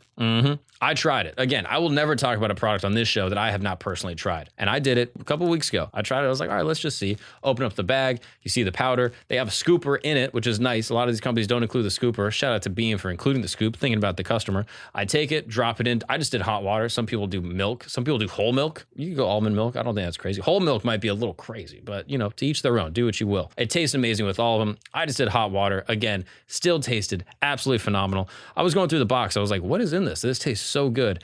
And even on the box, I'm reading all of these different supplements and minerals that I've heard of for years. And I'm like, man, I should be taking it. And finally, I was like, oh, this is the most convenient, easy way that I can start taking all these things. I mean, just a short list. Magnesium, L-theanine, reishi, melatonin, nano CBD, all of these different supplements that are great for you regardless are now put into one powder that's going to help you get to sleep, stay to sleep. I'm just saying, 93% of users wake up feeling more refreshed. I know I did. I woke up that morning, didn't feel groggy at all. And sometimes you take these powders and you feel a little worse. I'm telling you, I felt amazing. I woke up that morning, I was ready to go. I was alert. I felt great the whole day. I've been taking it every couple of days ever since then. I'm just saying, for me, it worked really, really well. If you're interested in checking it out and joining the thousands of people that are taking their sleep and their health seriously, you can go to Shop Beam. That's Shop BEAM. And what I want you to do is I want you to check out the Dream Powder. Again, I can't vouch for the other flavors. Maybe the other flavors, I don't know how they taste. But I can tell you the cinnamon cocoa, that one was amazing. So you can check it out. Use the code Gagnon, Gagnon, for up to 40% off your order. That's an amazing deal. Up to 40% off your order to take care of your health, to take care and take control of your life. There's no better investment than in your health. So if you're interested, that's Shop BEAM. Use the code Gagnon for up to 40% off. Let's get back to the show. Well, okay, yeah. So that's a really good question. So first of all, one thing you can do is break down the shapes and sizes of the observed objects that witnesses have talked about. And let's put a pin in that. Another aspect of it that has been very important to me, and this is where you wanted to start, was crash retrievals. Now I'm very, very interested in that. And I am definitely guided by the work of a deceased UFO researcher named Leonard Stringfield, who was the guy. He was the GOAT of crash retrieval studies by far. Stringfield, he was a World War II vet. He was a UFO researcher. And in the 70s and the 80s, until he died in 1994, was collecting account after account after account of alleged retrievals of these objects and the beings that accompany them. It was Stringfield's research that really made this all possible for us to study this in a coherent way. Other people helped. Stanton Friedman helped, and other researchers as well. But to me, Stringfield was the number one. And so in terms of the shape, so a very common shape is disc shape, the classic flying saucer, what Bob Lazar called the sports model UFO, that perfect, beautiful, it's rounded at the top and it comes down on the sides. Those have been noted in a variety of sizes, but something along the lines of anywhere from 50 to 100 feet in diameter is not unusual. 100 feet in diameter is pretty big when you think about it, a craft of that size. And that's been described many times in crash retrieval lore, as well as witness sightings. So I think there are a lot of craft of that size and shape. There are definitely what we often would call the cigar-shaped craft. Now, sometimes we call them the tic-tac-shaped craft, which is what David Fravor called them. And that's a pretty good name for them, really. That's been recorded for a long time, those types of objects. I found one myself I was in the Canadian National Archives years ago, a case witness from 1936 in the Northwest Territories. It was a cool job, 25 years old. His job was to fly through the Canadian wilderness, the millions of lakes that they have up there that no one lives up there because you can't. And his job was to do aerial photography and mapping for the Canadian government back in 1936 because they needed it. The first time they were able to get aircraft over there. So this 25-year-old guy is flying all over the place. And what he wrote years later as an old man, and I read his letter, he said, yeah, but I was up in this lake called Lake Aylmer. I looked it up. It's like breathtakingly remote. You can never get there. He said he had a pontoon craft we could land on the water. He says, I'm on the ground. I'm doing a pre-flight check. And in a perfect blue sky, I just happened to look up. And it was a tic-tac. It wasn't white. It was gunmetal, but it was a tic-tac shaped object. And he said it was just there. It was just like right above me. It's 1936. What is this thing doing there? He said it was in a north-south orientation. And he said, and I watched it rotate to an east-west. And without it had no markings, nothing. And in an instant, he said it was gone. I think it went off to the east, and it was like he said it was out of sight in a moment. It's so strange. You read this. This is like in the middle of an archive. I'm sure no one had ever read this letter before. It's just like stuck there. This little, and you read it, you think, do I believe this? I read it. I'm like, I believe this letter. There's no way I didn't believe this letter. Right. Yeah, I believe that absolutely he saw that. Yes. Whether or not it was alien, whether or not it actually existed, I can't say for certain, but he believes he saw something. Well, he had served in the Canadian military. He submitted his military records, which I did not see because the records did not have that identifying information for him. Sure. But he said, I've submitted my military records here for you. And he was like extremely literate man. Right. I don't see any reason for someone like that in his position to fabricate a story like that. He said, I've just been thinking about this my whole life. But anyway, the point of it was like the shape of this craft was like a tic-tac. So that shape, that's been seen a lot. What David Fravor saw, that's been seen a lot over the years. It wasn't called a tic-tac back in those days, but it was essentially the same thing. There are many spherical shapes, many spherical objects. That's actually very common. And not just some nebulous spherical ball of light, but like a spherical craft. That's been noted many, many times. In fact, there's just almost too much of a variety. That's one of the problems. Like you look at all of the shapes and you think, will you come up with like one plan here, guys? Like, let's like get it together, make it simple. But no, they don't do that. They've got all of these different shapes. And it's interesting to ask, like, why? Why is there a variety? There's triangular objects. Sometimes that's speculated that we're making triangles, which I think we are making some triangles, but I don't think we're making all of them. There's rectangular objects. Now, that's a little more tricky. You're going to get a rectangular thing to fly that well. It doesn't seem aerodynamic at all. It doesn't, but I mean, we're able to do a lot of interesting things now with non-aerodynamic shapes. So everything's possible. Some of the drone technology is pretty advanced now, but still, rectangles. No, I agree. It's not. You wouldn't think. So the only thing I haven't seen is a Borg cube, from Star Trek. I haven't seen that one yet, but they're probably working on it. These aliens are probably cooking it up. But, so what do you make of this? All these different shapes and all these different accounts. Is there a common belief amongst the UFO community? Or no, it's maddening. I mean, that's the truth. It's maddening because, like, I have, for 30 years, I've wanted the UFO subject to behave. I've wanted it to play nice and like, all right, let's play nice in the sandbox here and be rational and logical and consistent. And there are things about it that are consistent. The behavior, the elusiveness is consistent by and large. And there's other things that are consistent, but what's not consistent are the look of a lot of these objects. There's some consistency, but there's just such a broad range. So there's a lot of disc-shaped objects. There's a lot of spheres. There's a lot of triangles. A lot of Tic Tacs. Yeah, a lot of Tic Tacs, or maybe slightly more elongated than Tic Tacs. Cigar shape, so to speak. Yeah. So those actually, I guess you could say there's consistency, but why the variation? I couldn't tell you. I don't know. And what are the consistent through lines for most of these UFO sightings, specifically UFOs? What do you mean by that through lines? What does that mean? In terms of like vehicle movement? Or is there like a pretty consistent record of like, oh, they move in unnatural ways that we can't explain? That's a good question. So what are the consistencies? One of the things that has been noted, and Fravor noted this when he saw the Tic Tac for the first time, is that they'll shake, they move, they can be rock solid. That can happen, but they can also do this kind of jiggly motion.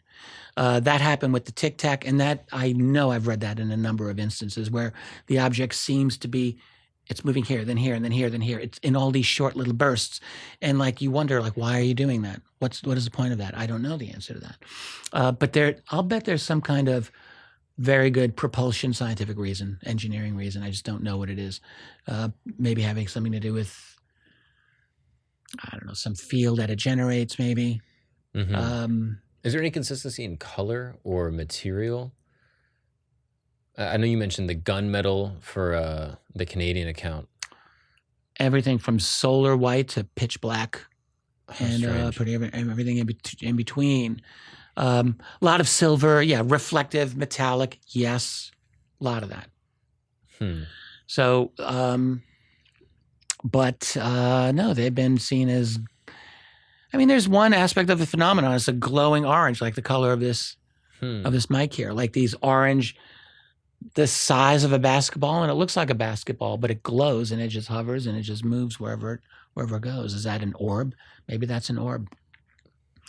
So there's those. I mean, it's baffling. I once had a conversation with a researcher about this very problem, like the fact that there's such a variety. And he said, look, it's even more than that. It's like you almost feel like you've got these contradictory explanations going on at times, like that you would think would rule each other out, but yet they're all there. Like it's difficult. This is a difficult subject that's just compounded by massive government lying and secrecy and deception. The United States government has lied from day one about this.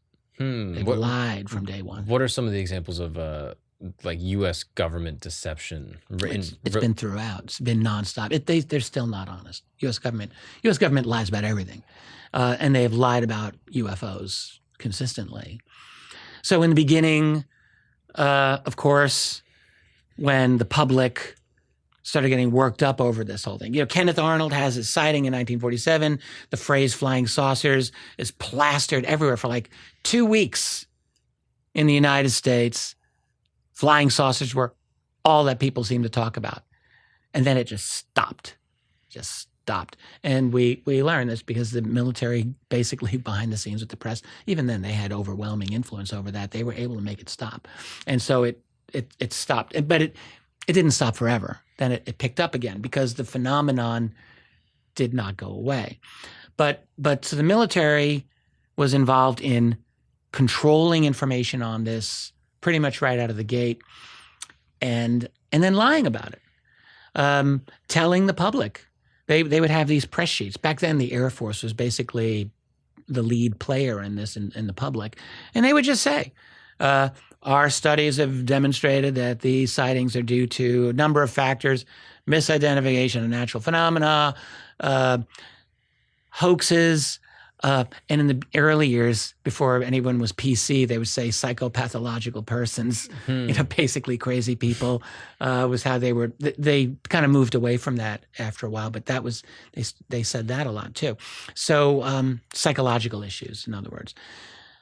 But they were not ever recognizing this. Meanwhile, at the same time, this is what got me going 30 years ago when I discovered, they're telling this to the public at the same time they're having these unbelievable, like earth-shattering, dramatic sightings constantly. So, so they were lying. And it's not hard to understand. I mean, go back and let's rewind the clock. Pretend you're the president. You're Harry Truman.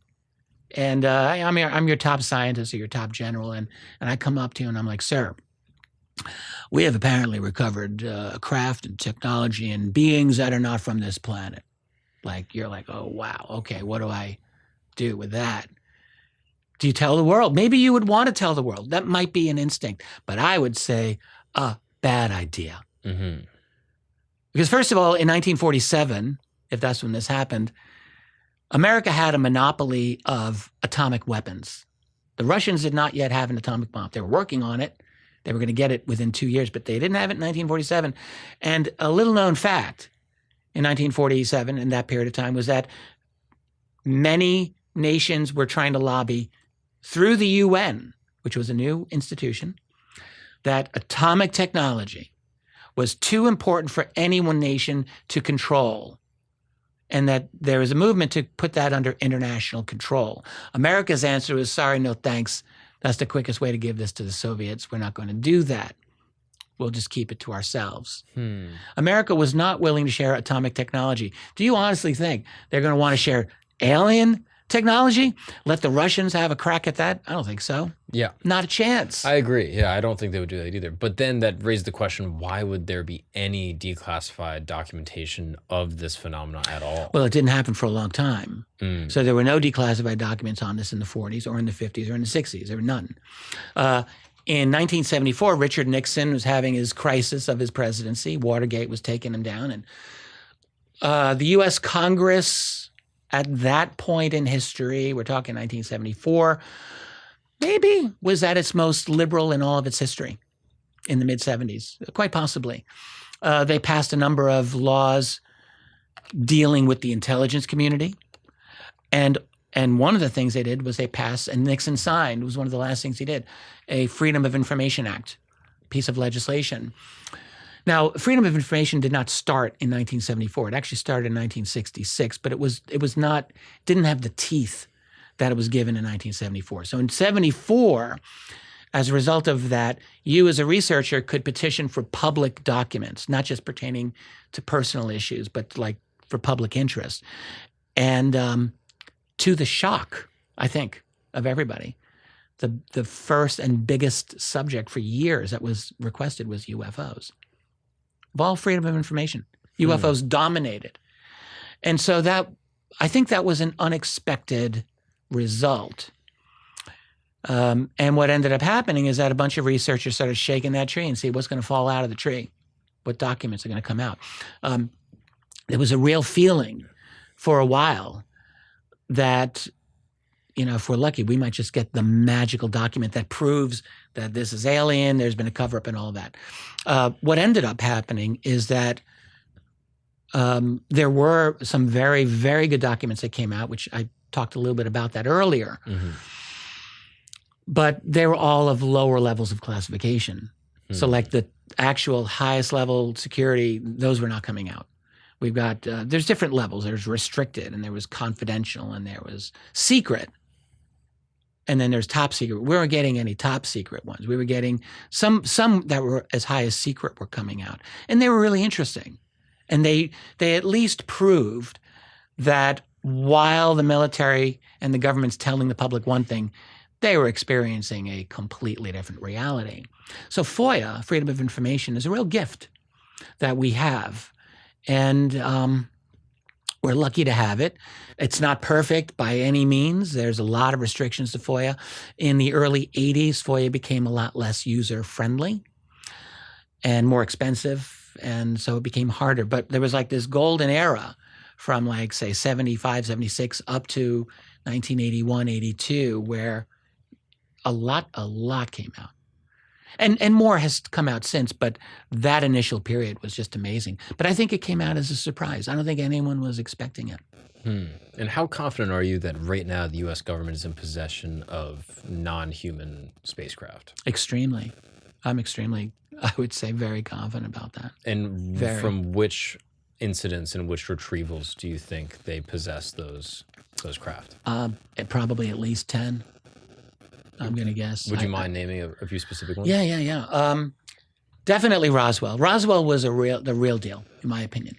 That was the real deal. Mm-hmm. we can come back to that if you want. There's an earlier one that I've often thought about. It's not as strong as Roswell, but it's interesting. I haven't spoke very much a number of times to the woman who brought that out, Charlotte Mann. That's called Cape Girardeau, 1941. 6 years before Roswell. It's an interesting case. We're really relying on her testimony, but you got to love Charlotte Mann. She's just a beautiful lady, and I think she's truthful. I really do. There's one interview I saw with her and her sister, and they're talking about their grandfather.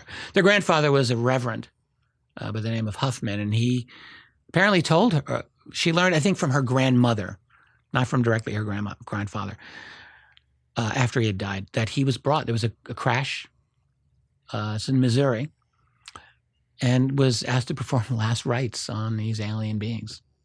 They weren't from this world. She was asked. Someone asked her to do it? He was asked. Her grandfather. Her grandfather.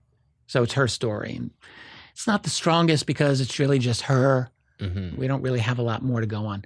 So I wonder about that one. What happened to those beings after that event? Did she specify? It's not clear. Did the government come in and Yeah. The government came in and handled it, but it's not clear if they lived or died. I don't really know. Wow. I don't really know if she knows.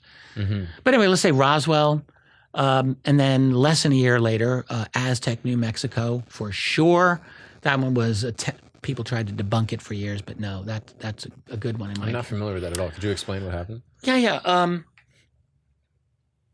Craft said to be 100 feet diameter came down. This was actually the first UFO crash ever written about. And what year is this? 1948.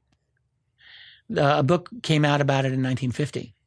It was the first ever real UFO book called Behind the Flying Saucers by a guy named Frank Scully. So we think of the X-Files. Yeah. Scully, I think that's where they got that from. Interesting. But it's actually a really cool book. Scully was a cool writer. He was like on to the criminal nature of the U.S. government back then. Not easy to do in 1950. Yeah, it wasn't cool yet. No. Scully was, he was all right. But he had come to this story about a crash, and he did his own investigation. He consolidated a number of the witnesses into one scientist, which was a composite character. And there was an expose of the book that stated a couple of years later that the people who gave him the information were con artists. And I think that was actually really dishonest reporting by the debunker. There's a really good book that came out about this more recently by two friends of mine, Scott and Suzanne Ramsey.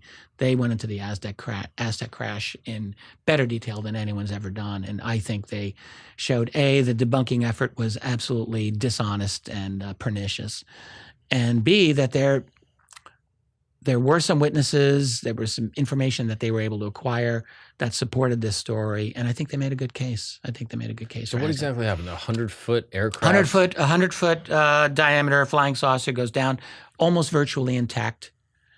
This is New Mexico, you said? Aztec, New Mexico is northern New Mexico, yeah. Wow. And 12 to 16 dead aliens, a bunch, like little guys, you know. Supposedly collected wearing like these blue suits, skin fitting suits. I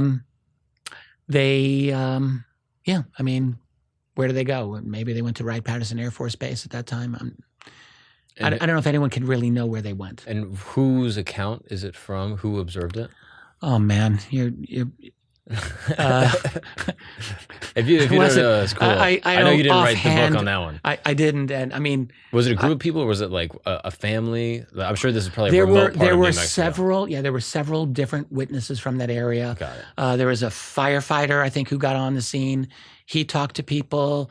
There were like a handful, not as many as with Roswell. Mm-hmm. With Roswell, you've got dozens. Mm-hmm. Like you've got a lot of witnesses at Roswell. Mm-hmm. Roswell was big. Everyone in Roswell knew about this thing.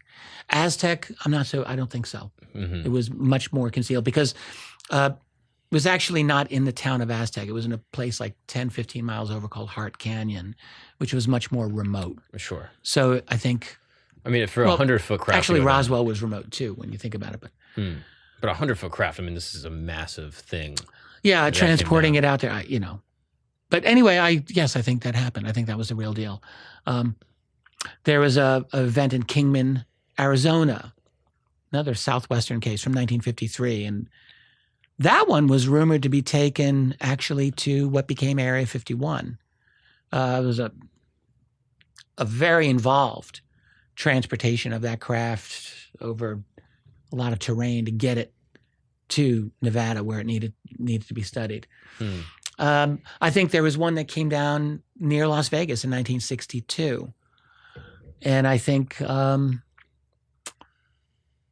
there's been a number that are not in the United States that the U.S. acquired. I think there was one on the border of Bolivia and Paraguay or Peru, Bolivia, in 1978, more recently.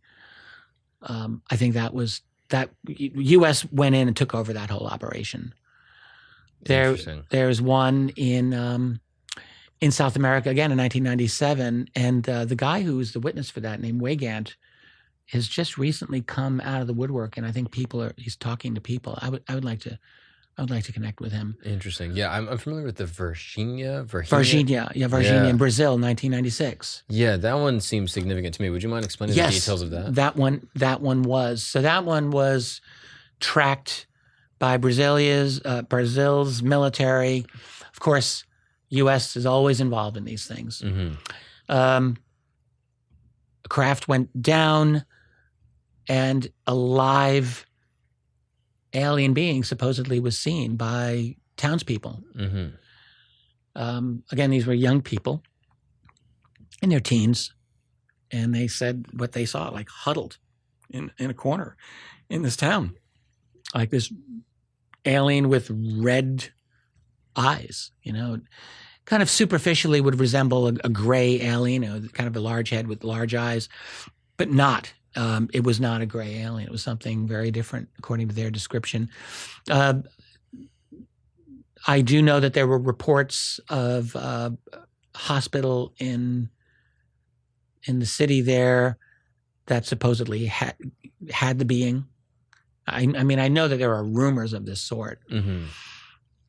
Getting confirmation, of course, it's going to be, how do you do that? Right. If the government is coming in and taking all documentation, taking all witnesses. And I know there's an American researcher, the late Roger Lear. I knew Roger, good guy. He went down there, and I know he did some pretty good research there and spoke to a lot of firsthand individuals. Filmmaker James Fox, who does fantastic work. I think he's doing something on Virginia right now. And I would love to see that. Interesting. Do you think the U.S. government has successfully reverse engineered any of these crafts? I think they've been working on this for a very long time. To the extent that they've been able to succeed is a really good question, but I think they've been absolutely working on it. Yeah. And that brings me to the person that got me interested in this topic in the first place, Bob Lazar. Okay. Can you speak to his account, and do you generally believe Bob Lazar's story? Yeah, I do believe Bob Lazar's story. And for anyone that's not familiar, would you mind explaining let's go over it. Bob Lazar's background and what he did at Los Alamos? Yeah, I mean, a lot of people call Bob Lazar the original whistleblower. In a way, you could almost say that. So you go back to the late 1980s, Bob Lazar was a young guy. Oh, he was always a brilliant guy. He was a totally out-of-the-box kind of person in every way, it seems to me. And so he had gotten a job in late 1988 with a company called EG&G, and they're a major military defense contractor. And they do have contracts at Area 51. This is all well understood. He gets hired by them, and he is brought in to a place that he called S4 within the larger Area 51 complex. I mean, roughly speaking. And he said it's inside a mountain, and I was, intense security, and you got to go walk through this long hallway. The first day there, I had this briefing where I'm reading all these crazy documents that are talking about these different projects, and aliens being here. Like, he's reading about aliens here on planet Earth. Like in this briefing document, he's talking about it. The following day or days after that he went to work, he's brought into a large hangar where he said, "Oh my God, I saw a perfect flying saucer there." And I thought, oh, we're making these things. That's what he originally thought. Mm-hmm. All these flying saucer reports, oh, well, this is what explains it. We're building flying saucers. There you go. Except that when he really got a closer look at it, he realized you can't fit inside these things. Like you can crawl in, but you can't really function in there. This is not designed for a human being. There's seats molded to the floor that are designed, it would like for a child, not for a grown human being. Mm-hmm. And a lot of other things that were obviously, once he started studying it, he realized, okay, there's no way. He had a colleague that he worked with during this time who was kind of guiding him along. And they were not allowed to talk with almost anybody else, but they were allowed to share some information that was relevant to the work. And Lazar stated that he saw one, I think he stated he saw one of these things lifting off the ground, not the one he was working on, but another one. There were several. And he went there for, I think, maybe 6 or 7 or 8 visits, not that many. Now, at the time, he'd been friends with a fellow named John Lear. John Lear was famous son of a guy named William Lear, who invented the Lear jet and a lot of other things. I think he invented the 8-track tape player, if I'm not mistaken. And and John Lear was his son. John Lear was also very intelligent and a very accomplished pilot himself, who'd flown a lot of missions for the CIA and all of that. And he had gotten to become friends with Lazar, friendly. And as the story goes, when Lazar got the job to work over there, he had been talking with John Lear and their mutual friend, a real estate guy named Gene Huff. And they learned that John Lear was totally into UFOs, and Lazar just thought it was all nonsense. And after Lazar had gone there, I think even after his first time or maybe a second time, he goes to see John Lear and he's like, yeah, I guess you were right. These are real. And so the word gets out, and Lazar basically starts breaking protocol because he says, well, I know where they're doing testing of these things on, I think it's Tuesdays. Let's go take a look. We can watch them being test flown. And they did. And actually, the video that they first took is available on, I think it's on YouTube. You can hunt it down. March 1989. It's not a fantastic video quality, but it's interesting. Like, it is interesting. The second time they went there is when they got caught. And Lazar got into deep trouble. He was asked to report for a special meeting, like I think the next day or shortly after that, and he didn't go. He was afraid. He was afraid for his life. He said, "I didn't know that." Yeah. So he then ends up talking with George Knapp, the TV reporter at KLAS TV in Las Vegas. Knapp was kind of already, I think I'm getting this right. George should correct me if I'm wrong, but George, I think, was already dipping his toes in the water. He knew John Lear already. George knew a few things. And George does this series of interviews with Bob Lazar under a pseudonym at the time, Dennis. They grayed out his face and that type of thing. But he talked about explicitly what he saw there as a way to protect himself. Bob Lazar went through a lot of harassment during that period of time. A lot of harassment, and he never altered a thing. He never changed one iota of his story or of his understanding of the science as he understood it. He was always consistent, and you listen to Lazar. He was always, even back then, totally low key, very factual, very. And then the other thing was he didn't really stay in the UFO community for very long, a couple of years, and then he's just like, I'm out. I'm out. I don't want to deal with you people anymore.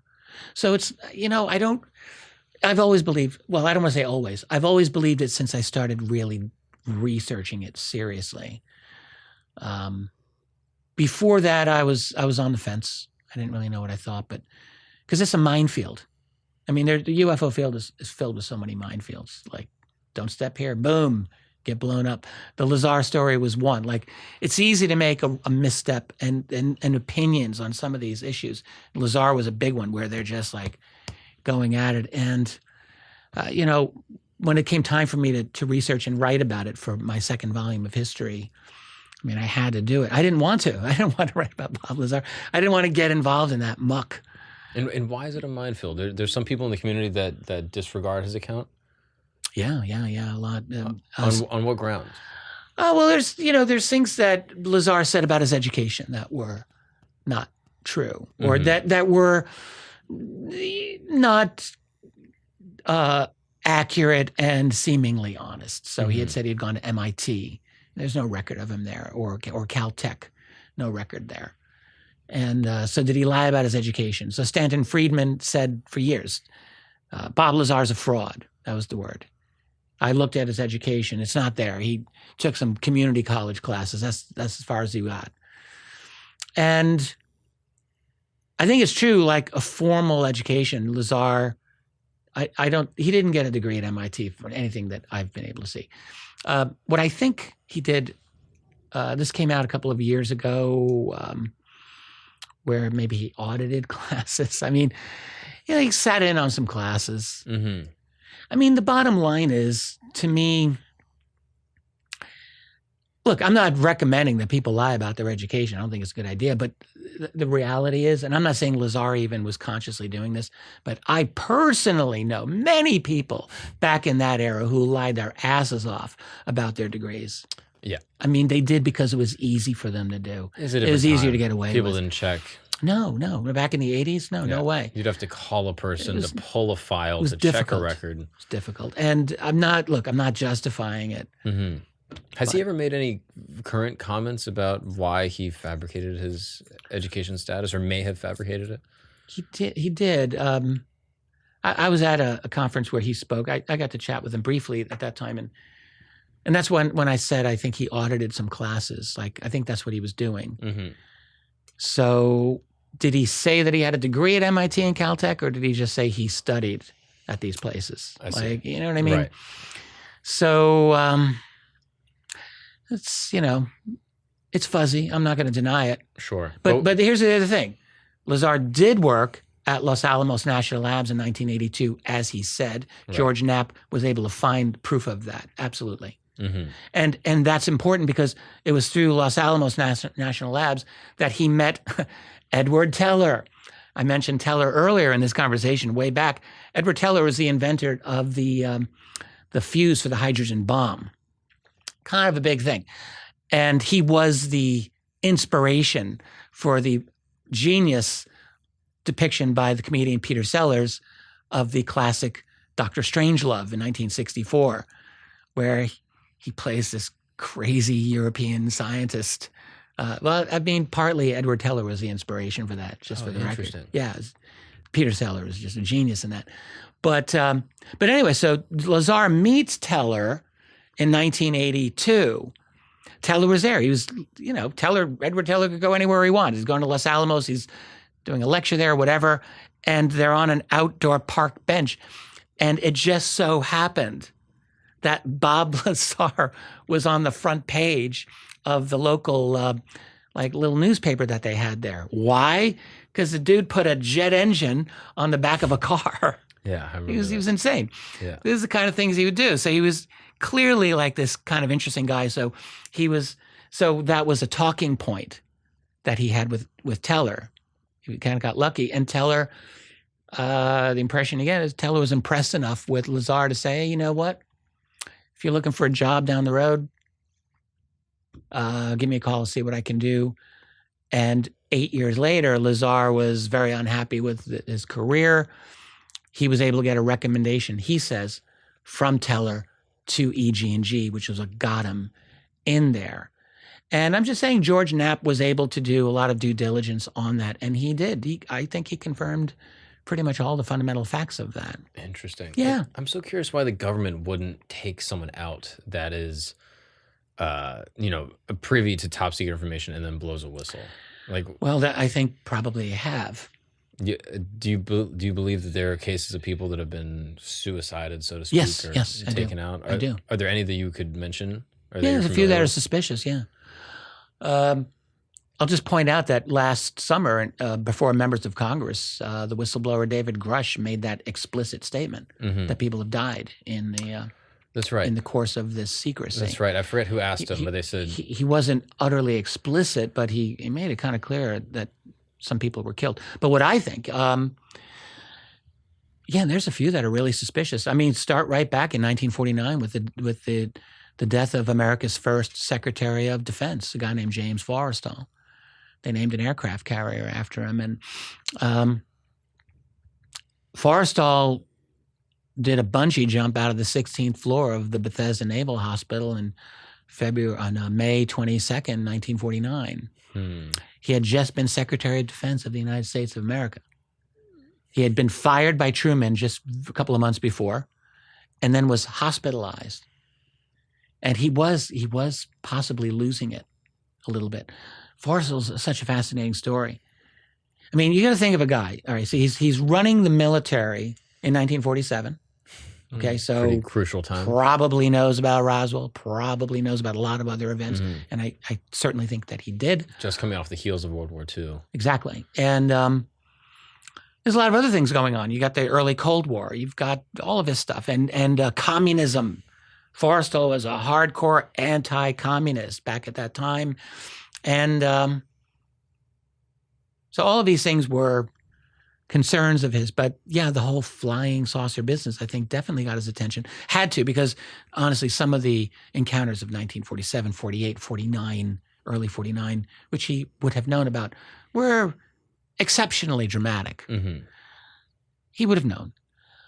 But he alienated President Truman because there was a presidential election in 1948, and Forrestal had been talking with the enemy. He'd been talking with Republican candidate Thomas Dewey because everyone expected Dewey to kick Truman's ass. Right.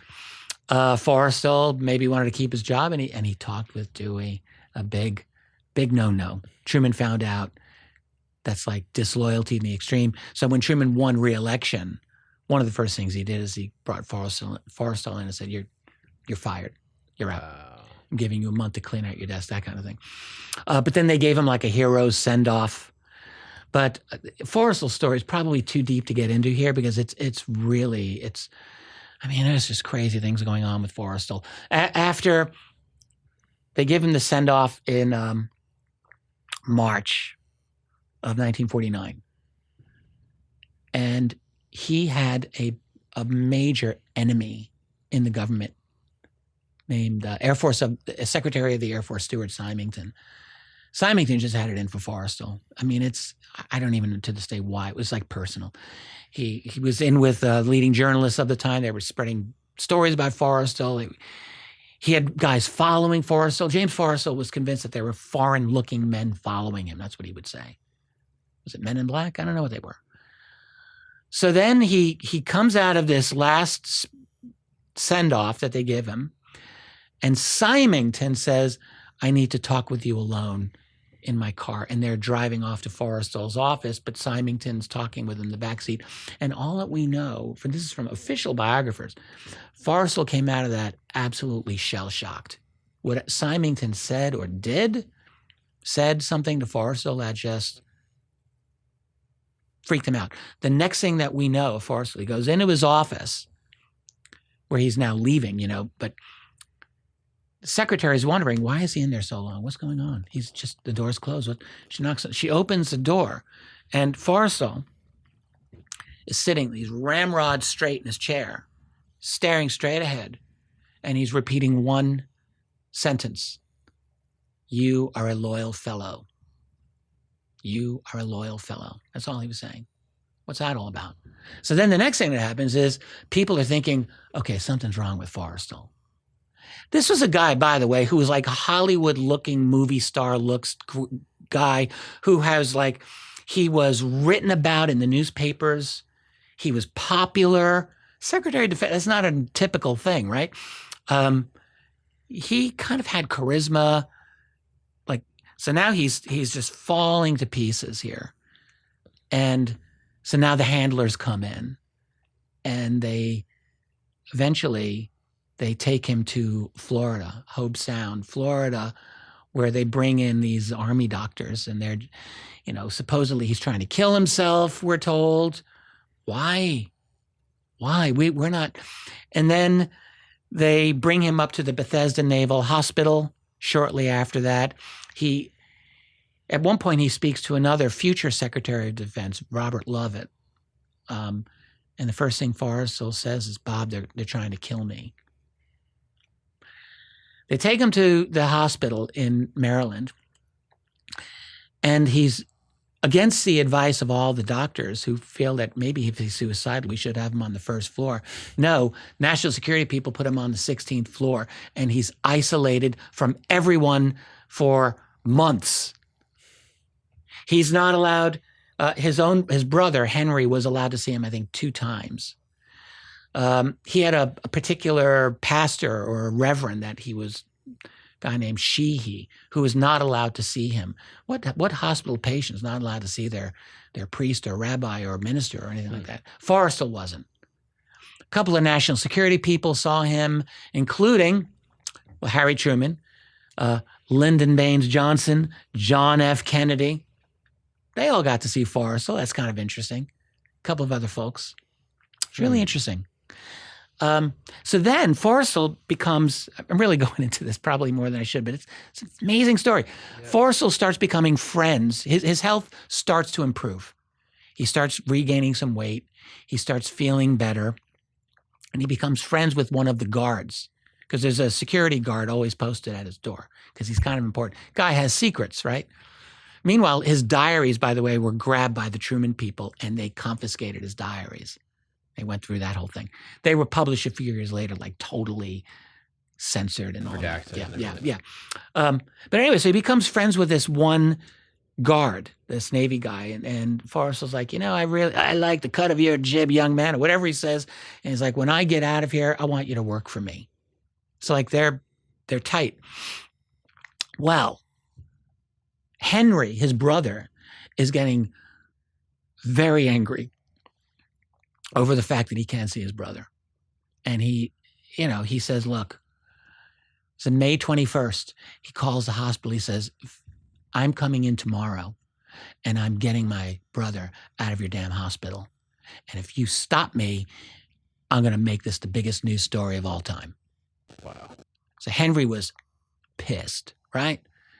So that night, just by coincidence, Forrestal's up at, I think at like 1:40 a.m. And the guard that he was friends with, who had the midnight shift, had apparently gone AWOL that night and is replaced with a new guy, a different guard that was unknown to Forrestal. And all we have is this guy's story. Which is? That he checks in on Forrestal. It's late, I think it's 1:30, and Forrestal supposedly is up in bed in his pajamas, and he's reading. And the corpsman says, would you like a sedative, sir, to sleep? And Forrestal declined. He didn't want the sedative. And then the guy says, 15 minutes later, I came to check on him, and he was gone. He was writing notes in a journal, and he stopped in the middle of a word. He was actually transcribing a verse from the Greek tragedian Sophocles, from some anthology of literature, I guess. And he stopped. He was transcribing it, and it's important because it's the speech of the character Ajax, who in the play commits suicide. So Forrestal apparently was writing out this. In fact, it's his handwriting. We have it. And he stopped in the middle of the word. And then according to the what the corpsman said is that he seems to have gone out of the room into this little hallway where there's this tiny little window. In front of the window is a radiator. A lot of those in New York City, people in New York know radiator. And he opened this window. He's on the 16th floor of the hospital. He takes his bathrobe cord, he ties one end of it to his neck, very tight, and one end to the radiator. This is bizarre. Apparently not that tight. And he apparently was going to hang himself by jumping out the window. Like in the whole history of suicides, I don't think that's ever happened. Like someone's hanged himself by this means. Mm-hmm. It's really weird. You got a radiator, small window. You're going to hang yourself like that? Why don't you just jump? Like, Right. What a weird thing to do. Mm-hmm.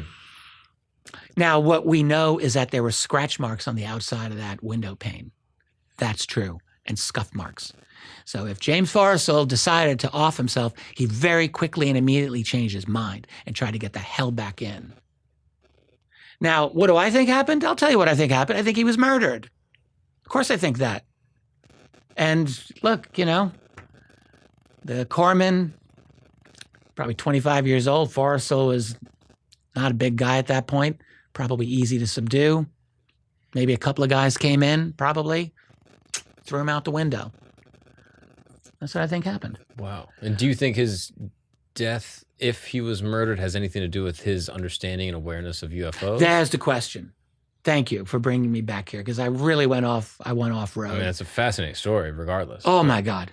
It was 14 years before they killed Kennedy. No one was going to question the death of Forrestal. The Navy came out the very next day and said, suicide. But now you also could say this is a guy who knows all these top secrets. He's Yes. very classified, and he's starting to lose his mind. Let's get down to it. He's So a threat. Why would he have been killed? So there were some theories back then. One theory was that the communists, infiltrators in the U.S. government, got rid of him because they knew he was a threat. And that was probably the leading theory. That was probably the leading theory that was stated by the alternatives early on when this kind of was being quietly questioned. But the real elephant in the room is the UFO issue, 1948, 49.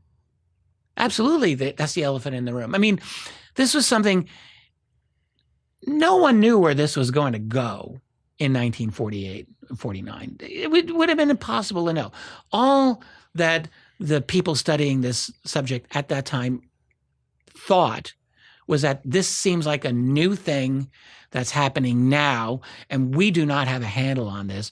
Are they friend or foe? Do we have anything to be worried about? We probably don't know. What are they here for? Don't know. This is serious. And now you got a guy who is on the outs with the Truman people. So he's now a political enemy to Harry Truman. That's kind of significant. Yeah. He, like you said, he knows secrets. And there's a few things that might have done it, but the UFO one, oh yeah, I absolutely think that's entirely in play here. So I look at the death of James Forrestal as certainly a murder, not a suicide. And then the real question is why?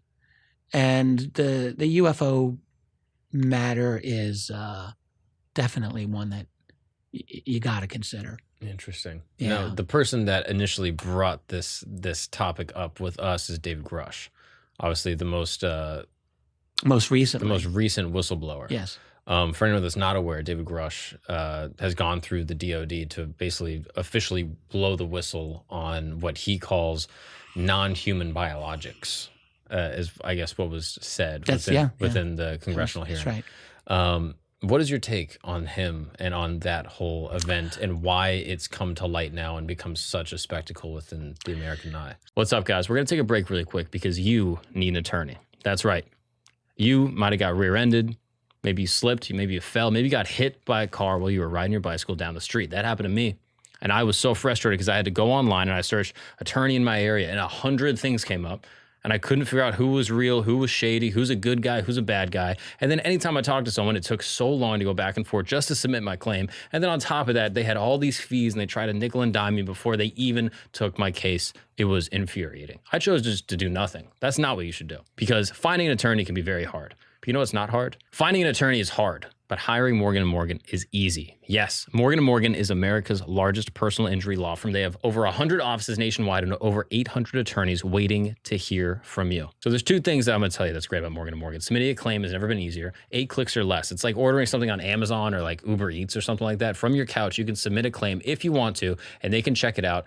No charge, just to see your claim. The second thing, their fee is free unless they win your case. That's right. You don't spend a dime unless they win your case. Their interest is your interest. That's right. So I'm just saying, if you're ever injured, you can check out Morgan & Morgan. And the way to do that is to go to forthepeople.com. That's forthepeople.com/Gagnon. That's correct. Gagnon. Or you can dial pound law from your cell phone. That's pound 529. This is a paid advertisement. I'm just saying, if anything bad ever happens to you, heaven forbid, these are the guys you can check out. They're good guys. Stop blowing all your stacks with these other attorneys. Let's get back to the show. Yeah.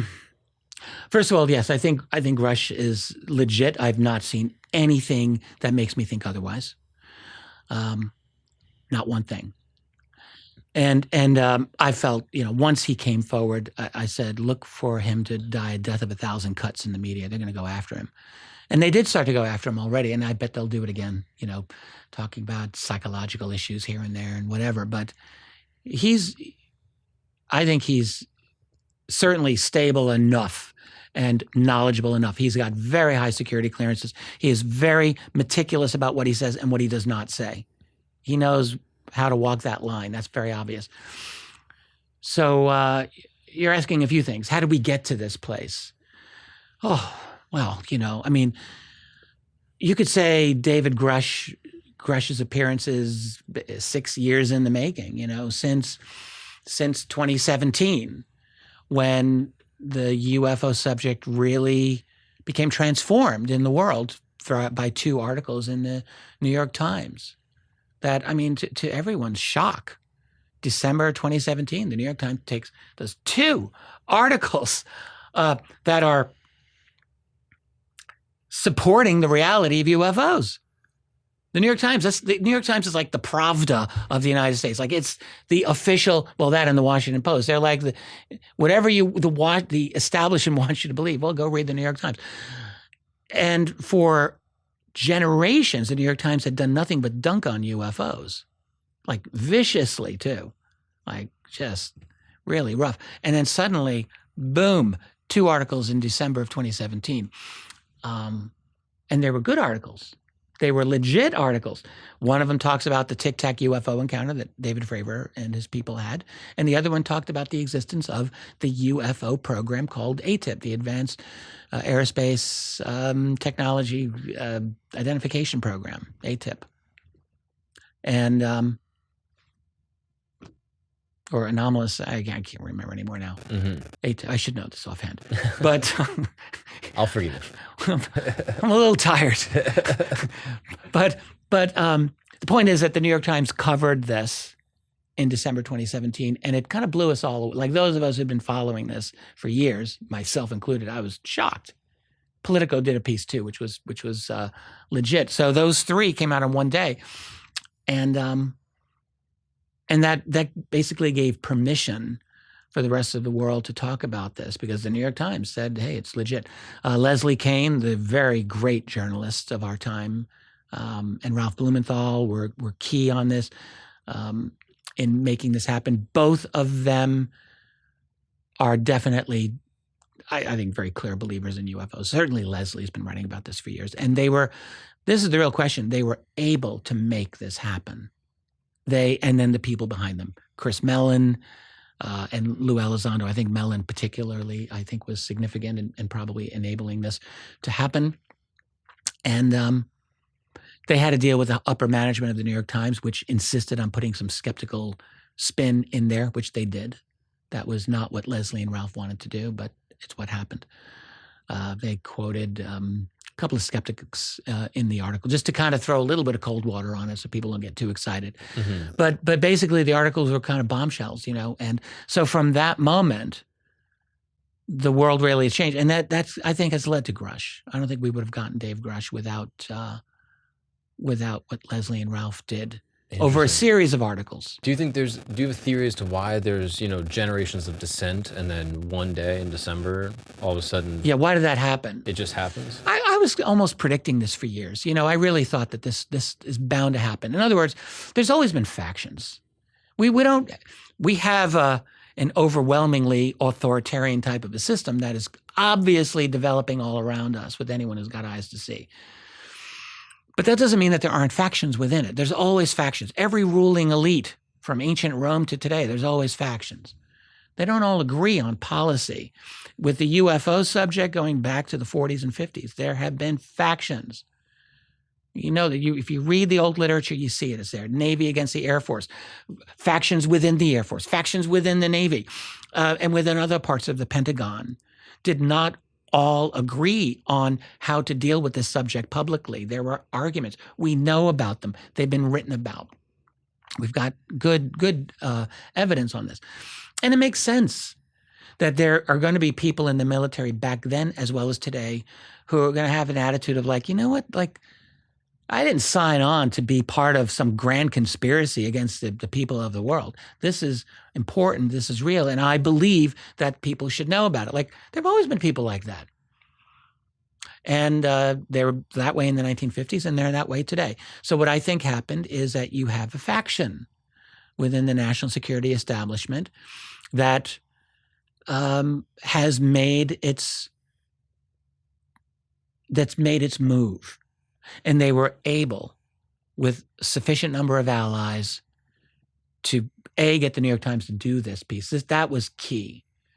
And to have some friends within the Pentagon as well to help provide some protection and cover and to just help move this issue forward as well. There are also enemies in the Pentagon. Absolutely, absolutely. To this day, there's still, you're looking, it's a war going on inside that part of the government on that issue. It's like a war. And there's certain people that don't want this information. Absolutely they don't. There's way too much for them, for certain people to lose. I wrote a book on this 14 years ago called After Disclosure. I co-authored it with a really great co-writer. And we tried to game plan this out. This is back in 2010. This is like a different universe, but we were thinking, how could UFO secrecy end? And if it were to end, how would it rock our world? Like, how would it just turn everything inside out? And we tried to do a study of it. And I think we did a good job. Like, there were certain things that we did not foresee. And that's relevant for today. The biggest thing that we didn't foresee was, I had assumed, and I think my co-author Bryce Zabel thought also, is that once a big thing comes out, some big revelation, that it would lead to kind of like an avalanche, that people would be like, oh, wow, you're kidding. All this time, I need to know everything. Like, that's what I thought.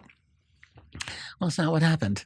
That's not what's happened, We're having a kind of a total drip, and we're seeing the New York Times article came out. It did not lead to an avalanche, but it did lead to further revelations.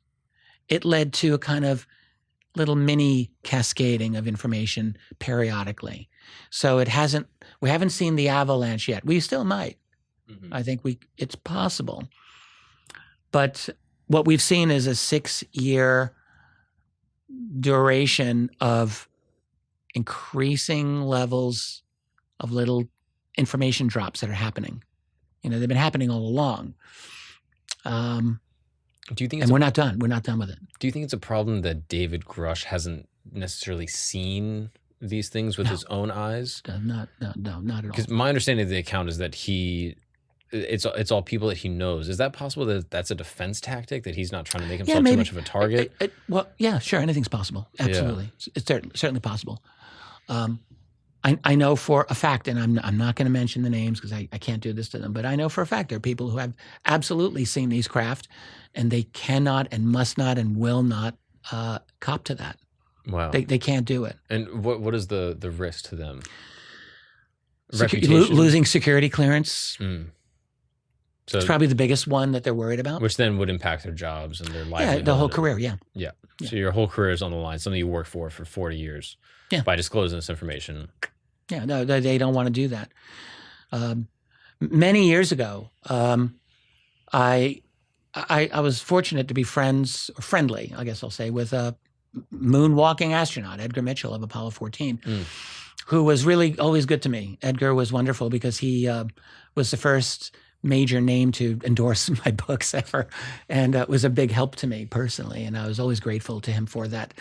So it was nice I was able to correspond with him on many occasions. And back in 2006, 2007, I had been exposed to a very explosive document, which later came out in 2019, the Davis-Wilson notes. We could talk about that if you want. This is the Wilson memo? Correct. Well, I read, I've always said 2 or 3 pages, and I think I probably read 2 full pages of it. I was shown this, and essentially, so what it said was a very high-level person, I didn't know who it was at the time, had been exposed to a program that was designed to study and reverse engineer an alien flying saucer. And this high-level guy who was in the Joint Chiefs of Staff, I learned, was denied access and was upset about it and was talking to this other person. And I didn't put it together that it was Eric W. Davis. I wasn't thinking. I saw EWD in there, and I didn't put that together. But I was able to read it, and it made a big impact on me. And in the aftermath of that, I tried talking, and I knew that this had come about through a meeting that Stephen Greer had in 1997. I eventually learned that it was Thomas Wilson, Admiral Thomas Wilson. I learned that after Greer wrote his book called Hidden Truth, Forbidden Knowledge. It was kind of an autobiography, and he talked about meeting with Admiral Thomas Wilson in April 1997, and I was like, that's what this was. I wrote to my guy who showed me the papers. I said, is it Wilson? He says, yes, it's Wilson. So once I learned that, I wrote to Edgar Mitchell. And I said, hey, are you able to tell me anything about this? Please, pretty please. Like, can you just throw me a bone? You tell me you like my work and you help me in any possible conceivable way. Because Mitchell had already previously told me several years before, privately, that he knew for a fact, he said, that at deeply classified levels, there were scientists who had in their possession alien technology and bodies, plural, bodies. And he said he knew this from several very high-level sources. And I'm thinking back then, this is 2004 when he said this to me, I'm thinking, you're a moon-walking astronaut, or at least if you believe in the moon landings, which I believe. If you believe they went to the moon, hey, you got a lot of cachet there. You could probably talk to anyone you want. Who's not going to want to talk to a guy who went to the moon? So I wrote to Mitchell and I said, hey, can you tell me anything about this? And he said, I'm very sorry, Richard. I cannot. He said, the people who came to me with their information, he was talking generally about Wilson, but also other people. He said, did so at great risk, he said, professionally, personally, and risk to their families. And while they are alive, I cannot do that. I cannot give up their identities. And that's all he would say. Risk to their families, you know? What does that mean? I don't know. Have you ever felt like your personal safety was threatened for the research that you've done? I had some weird things happen to me, yeah. I don't know that I ever felt really unsafe. The worst of it, this is very bizarre, I will say. Back in 2009, I was in the process of completing the hardest book I ever wrote in my life, my second volume of UFOs and the National Security State. It was 600 pages. It just killed me to write this book. So it was a history of the phenomenon from 1973 to 1991, 18 years, you think, 600 pages. It was brutal. It was a brutal experience. I actually cried when I finished the last paragraph. Wow. I cried, yeah. Just because of the emotion that came over me. But anyway, so in the last weeks, like I'm in the home stretch here. My system, this is 2009, so I wasn't saving things in the cloud or anything like that. I was having flash drives and backing it up here and, all of that kind of stuff. So I had two main computers. I had a desktop and I had a laptop. And I had flash drives. And I would work on both of the computers depending on the situation. And the way that I did this was always when I finished writing on, like if I'm writing on my desktop computer, I would always back it up on my flash drive. And then I would always copy it from my flash drive to the laptop. So I had two computers that had complete copies of it. At least. And what happened in the space of 1 week was that two perfectly functioning computers both shit the bed.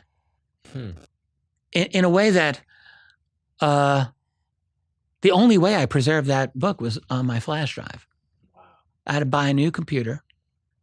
I didn't lose anything, but I could easily. It was like the weirdest thing. Back in those days, my wife, my first wife, would tell me that white van's out in front of the house again. And sure enough, I don't know what this was. It was very weird. Like there was no reason for it in the neighborhood. Like it was unmarked, an unmarked white van, just hanging out in front of my house. On one occasion, she came to my office in the house and she said, "They're here again." And I was like, God damn it. I went out the side door of the house. I was furious. And I was going to bang on their window. And as soon as I opened the door, they just drive off. They just drove off. And I didn't see them ever again. So what is that? I used to have all this weird stuff with my internet back in those days and even earlier.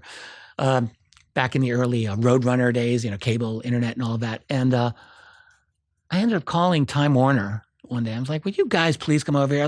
I got the worst internet situation. It's making me crazy." So the guy comes over and first he comes into my office. He sees all the UFO books. He's like, "Oh shit, man, what's going on here?" He said, "Let me go he's looking at my connection in the house. He's like, "I can't figure it out. I'm going to go climb the pole in the backyard." So he's out there for 15 minutes, whatever. He comes back in and he said, "Look, man, I don't know what you're into, but he actually didn't even want to talk to me about this, but he had to because I called them in, He made it very clear to me that there was all kinds of monitoring equipment, whatever, that was dealing with my house. We're talking 2004, 2005. So, yeah, I mean, yes, I'm sure that I've been under some kind of watchful eye. What kind of monitoring equipment? I don't know. Like he was able. They removed it. He said he climbed the tower and was able to see some type of. He said he wouldn't. Yeah, he didn't. And I never climbed the pole myself. I'm not going up there. Yeah, sure. He just said, "Look, we'll deal with it. We'll fix it." But I don't know that they stopped the surveillance. I think they just stopped whatever problem was interfering with the quality of my internet, which had gone really slow. How strange. So, did it scare you when he said that? No, it intrigued me. Kind of makes you feel like, oh, okay, I must be on the right track here because I've got someone's attention. I think that's how I felt. Did it make you paranoid? I don't know. I'm probably not paranoid enough as a person. Did you buy a weapon? Did it not scare you that, oh, this is it feels as though there's some attention on me that's unwanted? Yeah, I'm thinking, what am I going to do with these people? You're dealing with these 3-letter agencies. What am I going to go take them out? I'm going to get a shotgun and say, "Get off my property." Really? I just didn't.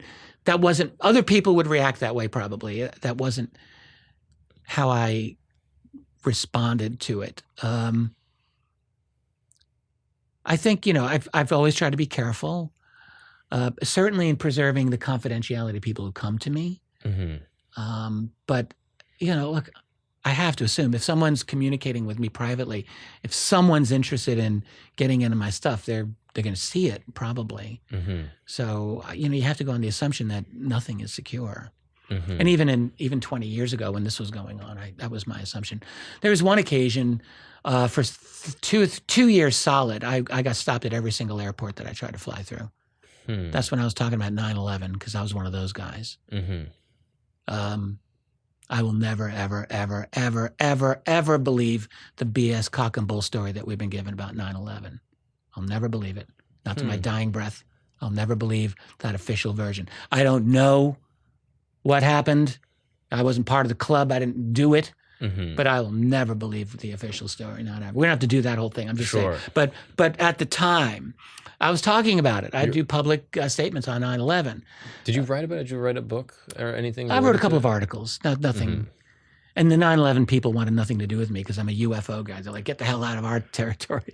They don't want us around. No, they're very, I bet you that very also territorial. Pissed off UFO people that are like, yes. why are you talking about I pissed off everyone with that. Honestly, I had arguments with people. One of my friends was like, you're in danger of damaging your credibility as a UFO researcher. I said, first of all, I'm a UFO researcher, which means I have no credibility. So, but secondly, the train's leaving the station. Get on this one because this is the real deal, man. And I will always believe that. Regarding 9/11, that was dirty business. We were done dirty on that. That's for sure, man. Yeah. Yeah. My dad worked at the Trade Center, by the way. He's a retired cop who worked at the World Trade Center in his retirement as a fire safety director. He had the day off. He had Tuesdays off. The guy he shared his job with was killed that day, and I knew that man. It was horrible. It was. Oh, your dad was working. I get emotional thinking about it even right now, so I've got to be careful. But he was working even in that time frame. Yeah. My dad was a character, man. My dad was an amazing guy on many levels. Life of the party, cigar chomping. You could not intimidate my dad in anything. He was.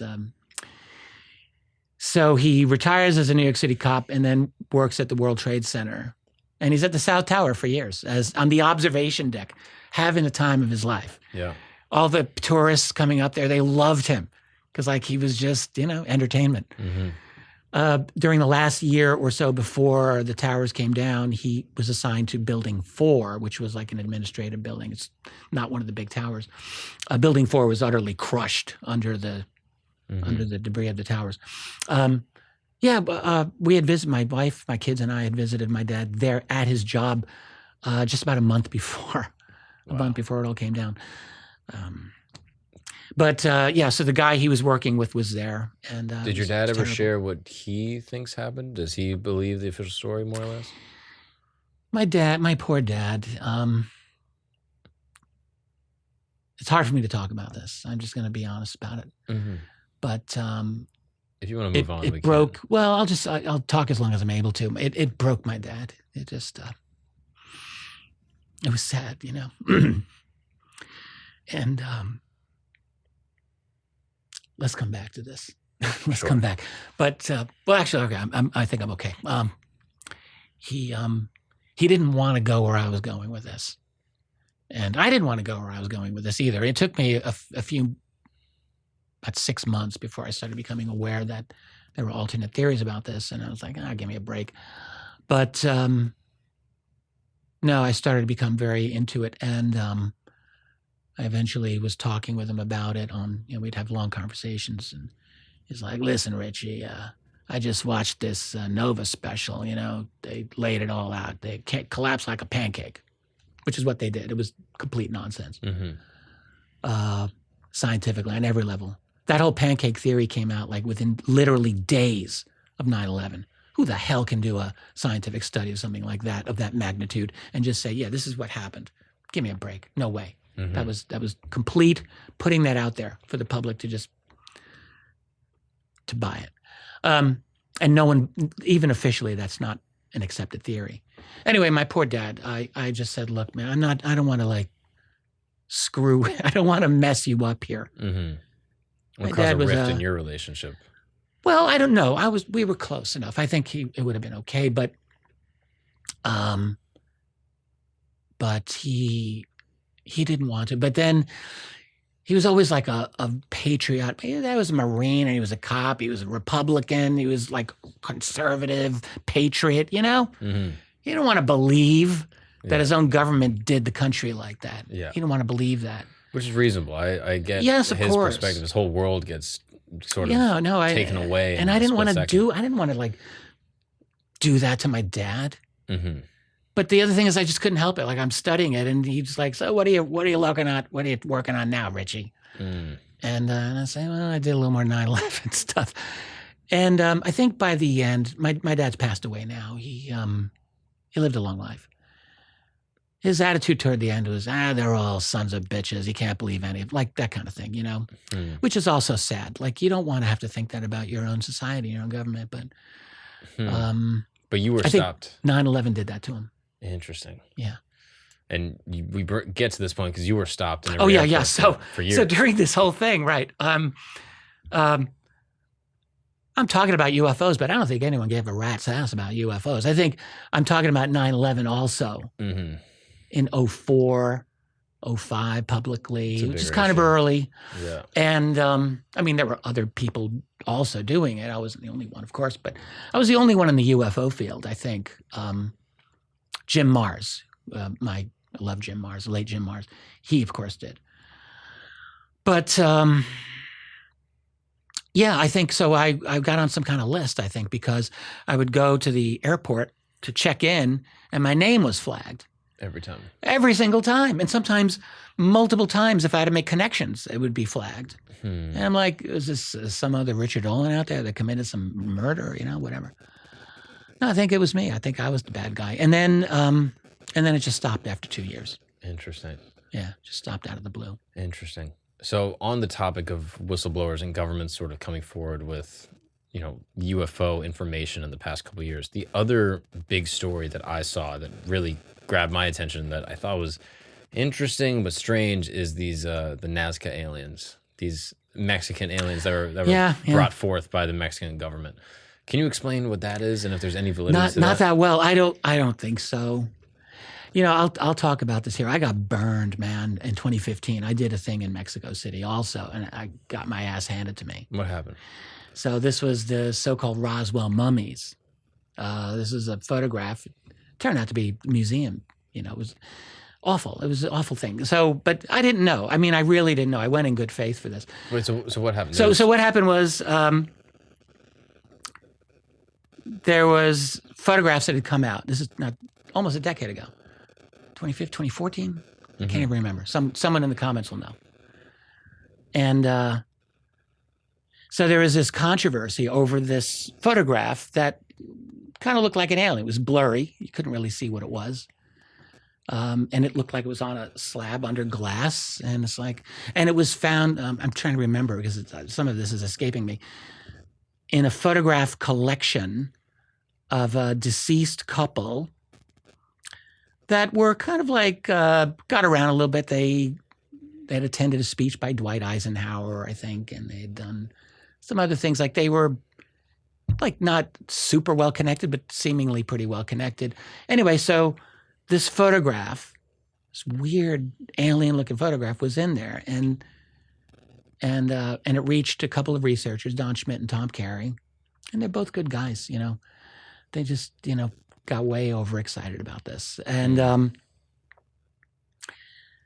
they get into it, and they're like, and this looks like a mummy. This looks like not a mummy, excuse me. This looks like an alien. And then Jaime Maussan in Mexico got involved because he had the ability to put on a large event. He wanted to turn it into a big event and make some money, you know? And I'm watching us all from the sidelines. I'm like, oh, well, give me some popcorn. I want to see how this turns out. And then I was asked to go down to Mexico City to participate. Mm-hmm. And before I went down, I had a long conversation with Don Schmidt about it and another researcher named Anthony Bergalia, who was actually a really excellent researcher who was involved in this at the time. And I talked with them, and they were both very like, this is the real deal. or it seems to be. I'm like, I can't even see what the photograph looks like. What is this thing? Oh, well, you have to go down to see it. We can't show it. It was really weird. So I did go. I went down there, and I said to them, look, I'm not endorsing anything. I'm just going as an observer. But, and then behind the scenes, I remember when I saw this, they showed it to me on a big screen alone. I said, well, it is kind of interesting. I mean, I admit, but who's been analyzing this? Like, do you have any outside people? Jaime's like, oh, yeah, we've got some outside people. I'm like, oh, that's good. So that's the beginning of a consensus. This is going to have to go through a huge process. And actually, a couple of the guys were very annoyed with me for saying that. But that's what I said. And then the whole event happens. There's, I think, 7,000 people there in this auditorium. It's a big thing.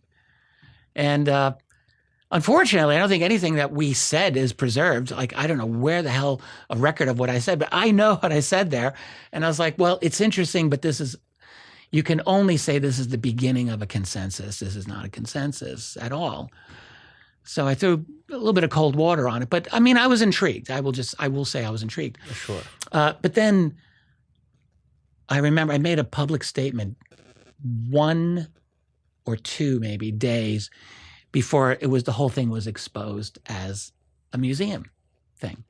What do you mean a museum thing? I'll tell you. I made a statement that says I'm not on board with this. And then the next day or 2 days later, there were a bunch of guys working on this, doing Photoshop de-blurring of a photograph. This is really an awful story because what it was, I think, was a Native American child. Oh, goodness. You're talking 1940s. You know, people did everything differently at this time. And so I think it was a Native American. And it was just, I don't know if there were deformities involved or what. I really don't know. But it was in a museum in glass. And that's what it was. That was the Roswell mummy. And, you know, some people said, you should apologize, Dolan. I'm like, you know what? I'm not apologizing for a damn thing. I didn't do anything that I'm ashamed of here. And I went down in good faith and I dealt with it. Well, you went down there and just looked at a picture and said, that's what I did. I don't think it's anything. Well, I mean, I wasn't sure for the first day or two that I was down there before the event. I don't mind saying that. Mm-hmm. I'm not an expert in studying the anatomy and studying all of this stuff. I just thought, well, it's interesting. Sure. How did it get debunked? Someone found? So they were able to identify it pretty conclusively. It was in, I think, San Francisco Bay Area. In the museum now? Yeah. It's not there now.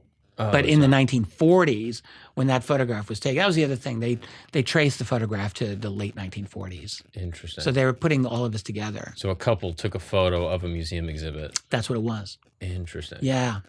So from that experience, you're asking me now about this one. I'm like, I'm staying the hell away from this.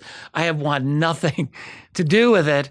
I just don't want to touch it. But I mean, I've followed it, you know, from afar. And what happened? Did the Mexican government promote this? I don't understand really the channels that it went through within Mexico. I actually don't know. I don't want to speak ignorantly about how this whole thing went down. I mean, I'm very skeptical of it. Mm-hmm. You know, I'll just say that. I'm very skeptical of it. And by the way, that story I just told you, that's the first time I've ever talked publicly about it. Oh, really? Yeah, I've been wanting to do it for a while. I feel like I wanted to clear the air. Mm-hmm. So I'm glad I'm getting a chance to do that. Yeah, absolutely. I mean, it seems like if you do something in good faith, you know, I'm going to go. If someone asks me to go, I did it in good faith. Something, yeah, I mean, that's what it was. I went in good faith. Yeah. And, hey, do you think this is real? I'm not so sure. I don't think that makes you a bad person for doing that. No, hell no. Look, this is a tough subject. It's easy to make mistakes. Yeah. It's easy to make mistakes. Yeah, I think that's completely reasonable. I will say, you know, I don't want to get into personal wars with anybody on this, but it's often very easy to get into the promotion mode rather than the research mode. And that has happened, you know. I mean, that happened with the Roswell slides, and that I think it looks like that's happening now with Mexico. That's what it looks like. They're getting into promotion over research. Interesting. But you know, look, it all comes down to whatever, no matter how outlandish something appears, it just comes down to the science behind it. What is the analysis? What's the science behind studying this or that thing? And That's all it comes down to. So if it turns out that they get a strong scientific argument in favor of the legitimacy of it, then okay, great. What's up, guys? We're going to take a break from this conversation because you need to take the bad out of your habits. Yeah. Tell me if this sounds familiar. You're out with the boys, 2 a.m., you're drinking, throwing down a couple cold ones. Who knows? Maybe some Bud Lights, maybe some tall boys, if you know what I'm saying. And you're doing a couple more and you're hanging out outside the bar, and all of a sudden someone pulls out a bad habit. You know what I'm talking about. One of those little good ones. You know what I mean? They pull out one of these little skinny boys. And you're like, you know what? Maybe I'll take a hit. Maybe I'll try it out. And that is your mistake. You do that Friday, Saturday, Sunday, all of a sudden you're hooked. And that is a bad habit. I'm telling you, if you know me, I don't like to put artificial stuff in my body. I don't like to put crap into my body. I'm trying to be as health conscious as I can. And that's why I got one of these. Yes. Maybe you've never seen it before. Maybe you have one in your hand right now. This is called a Fume. It's an award-winning device that changed my life. With Fume, I don't have to change my habit. I can just take the bad out of the habit. Instead of electronics, it's completely natural. Instead of vapor, it's using flavored air. Yes, it has a little essential oil cartridge right here that goes inside the Fume, and you are just breathing in crisp, cool, flavored air. This is actually the mint flavor. This is the one I like. And then instead of harmful chemicals, it's all natural, delicious flavors. I'm telling you, man, it is a nice, sleek design. It's something that's nice to like fidget with. Listen to this right here, baby. Yeah, I'm doing that all day. Even if I'm not taking a puff of this thing, I'm just spinning it. I love that. So it's sleek, it's cool, it looks cool, it's super discreet. You can travel with it, you can go anywhere in the world with it. I'm telling you, around the studio, we're hitting these things. It's just fun, and it's a good way to keep the habit, but just take the bad out of it. You know what I mean? I know what you're thinking. You're like, flavored air, what does that even mean? And then I went, oh, okay, I get it. I completely get it. I like essential oils. I always use essential oils before I sleep. And with Fume, especially this mint cartridge, it's just a refreshing deep breath that makes me feel calm, cool, collected, takes my anxiety away. It's awesome. So here's what I want you to do. If you're interested in joining over the 100,000 customers that have taken the bad out of their habit, I want you to go to TryFume, that's TryFum.com, and use the code Gagnon, G-A-G. And I want you to check out the Journey Pack. If you use the code Gagnon when you check out the Journey Pack is going to give you everything you need to get started on your journey of taking the bad out of your habits. Stop putting harmful chemicals into your body. Try to be a little more health conscious, especially if you're putting down brews, right? You don't want to just double up. So you can go to TryFume, T-R-Y-F-U-M, use the code Gagnon, G-A-G-N-O-N for 10% off your order today. Now let's get back to the episode. We've talked a lot about UFO crafts. Oh, yeah. And we've talked about different types of crafts. I want to talk specifically about beings. Mm-hmm. There are some people within the UFO space that will avoid beings, and they'll avoid talking about, aliens, quote unquote. There seems to be a comfort to talk about crafts for some reason. I was that way for a while. And why is there a discomfort with talking about aliens themselves? It's going into like deeper and deeper levels of the strange. Mm. When I started in the 90s, before I even published my first book, I had this attitude of, well, I'll study these UFOs, but I'm not going to do anything weird like alien abductions or crop circles or, pick your poison. I was just going to do military, straightforward, documented accounts. Well, that's like going to like this incredible ocean. You're at the beach and you just dip your toe in the water and like, okay, I'm done. I'm going back home. There's a whole ocean out there. Let's go swimming. Yeah. And eventually I just decided I'm curious enough about it. I decided I want to go and investigate these things myself. So I've looked at it all now, but it's tough. I mean, there's what we call UFOs just encompasses, it's an unending series of things to study. You want to study the propulsion of the craft, you can spend a whole lifetime doing that. You want to study the history of the sightings, it'll take you forever to do that. You can try that. You want to study abductions, you could just do that alone. For 50 years, you could just study abductions, and people do it. You want to study the social psychology of UFOs, you can do that. You can study the politics of the cover-up. I've spent years doing that. Like, it's such a multifaceted thing. You could study the consciousness aspects of this for your entire life. Sure. That makes sense. This is a subject that it is truly, we're going to talk about beings, but I just want to say, like, the UFO subject, or UAP, if people want to call it that, both terms work in different ways, by the way, but this is a subject that, like, it should be treated with respect, and I would almost say reverence. It's like Would you go talk to some Tibetan master who's like living in a cave somewhere, and you're going to walk up to this guy and say, hey, tell me everything you know right now? Like, you don't do that. You treat him with respect, and you realize there's a process I have to go through here. And there's a lot, like, I'm a novice, he's a master, let's learn. That's what the UFO subject is. The UFO subject is the master that we learn from. It teaches us all of these incredibly different aspects to it that are very complex, very inherently difficult at times. And also, we're going to talk about beings. There's potentially maybe an urgency to it. I mean, you got to ask, what actually is going on with all of this? Mm-hmm. Who are these guys? What are they doing? Why are they seen all around the globe all the time? Why are they seen over your neighborhood at 2 o'clock in the morning, hovering 200 feet above your house or your neighbor's house? Because that happens. What are they doing coming out of the middle of the ocean? Because that happens.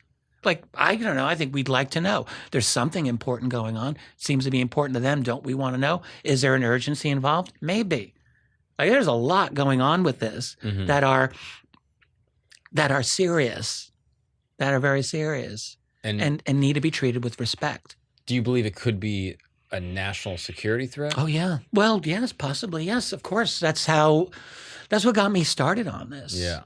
I'm reading the military reports. I'm looking at airspace violations. I'm seeing reports of pilots dying sometimes, chasing them. There was a case in 1948. A pilot, Thomas Menzel, died chasing one of these things. Was it a UFO? Might have been. Do you think humanity is in danger? We are definitely in danger from a lot of things. We are in danger from ourselves. Very definitely. Our civilization is not necessarily a stable one. We've only had it.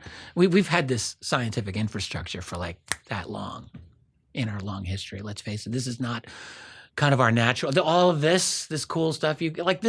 None of this is natural, right? Mm-hmm. It's all artificial. We've created it, and it requires a highly, highly, highly complex, integrated series of infrastructures that have to work for us all to keep doing this. And we've only had this infrastructure for a little while. Like, we act like, oh yeah, it's been here forever. Well, no, it hasn't. So this is our ecosystem now. Like in ancient times, people lived in a natural ecosystem that took millions of years to evolve and was complex and relatively stable. This, not necessarily so.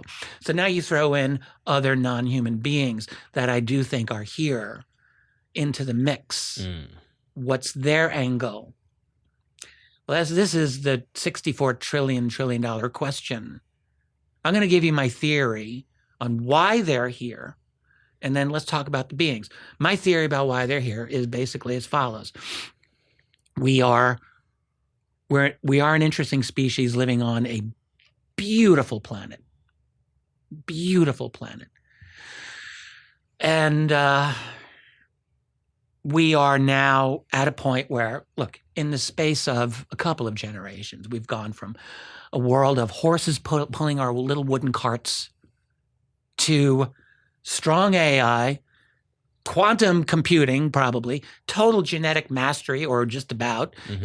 CRISPR, gene editing technology, like transhumanism. Space travel, like all super fast. Yeah. This is not a linear progression. This is a leap to a new stage of humanity. We've gone from hundreds of thousands, you could say millions of years, as basically hunters and gatherers, which is how we evolved, to then we develop sedentary agriculture. We domesticate animals. I call that stage 2 of humanity. So let's say starting about 10,000 years ago. Didn't happen all at once. We all know that. But that brings us to a fundamentally different form of human organization that you could really argue is itself not natural. 10,000 years we think is a long time, maybe not so long. But anyway, that's stage 2. And we had a great run with that. We invented writing, the wheel, metallurgy, all these cool things, gave us civilization. anything from, ancient Sumer to Egypt to Rome to the Italian Renaissance. It's all of that is stage 2. That's fundamental agricultural civilization. Then we hit stage 3, which is science. Let's say a couple of hundred years ago. Didn't happen all at once either, but, scientific revolution, industry. By the late 18th century, we were on our way. And that's stage 3. And that's like the fire of Prometheus. That's like the magical element that gives us mastery and true power over the world. We had it before, but now we really have it with science. This is like the ultimate weapon of power. But now I think we're moving into a stage 4, transhumanist stage. It's like a 24/7 surveillance, digital control over people. All of this is part of it. We're turning ourselves into a big fucking anthill. That's what we're turning ourselves into. Big anthill of control. And from the point of view, we're serving the infrastructure. The infrastructure doesn't serve us. The infrastructure does what it does. Like we can't help but develop strong AI. Can't stop it. It's impossible to stop. You've got competing corporations, competing nations, competing militaries. They're going to have it. It's happening. Same with all the other technologies we're developing. This is a runaway train. We have no control over this. And as a result, it's allowing total, complete digital control by, obviously, centralized authority over all the people. And you see it all around you. There's no more wiggle room for little bits of freedom here and there. It's becoming less and less. Everything's bureaucratized, legalized, internationalized, and also in the culture. Can't say this anymore because it gets out. It's going to wreck your career. All of these things. These are all inevitable byproducts of stage 4. And it won't be complete until we actually get into some serious genetic modification, probably. And also things like brain-computer interfaces, BCI, like stick a little wire in your head and you can jack into the matrix or the internet. And you can download anything, but also they can download your stuff too, undoubtedly. I'm sure there'll be zero privacy in the future. So that's what we're moving to. That's stage 4. And you know what I think? I think the aliens are already there. I think they are living stage 4. I think they're living hive mind. To me, I look at this, I see this progression of civilization, of society as, I don't want to say inevitable because that's like probably too strong, but I do think that there are very likely inevitable, very, very preponderant amounts of pressure to go in a certain direction. It's that our infrastructure itself is what we serve. We serve the logic, the inexorable logic of the system. We serve the system. System doesn't serve us. We get some fringe benefits. We get some nice, easy living in a lot of ways and food and all of that stuff. But we have to serve its needs. And its needs, I think, are moving toward total digital totalitarianism.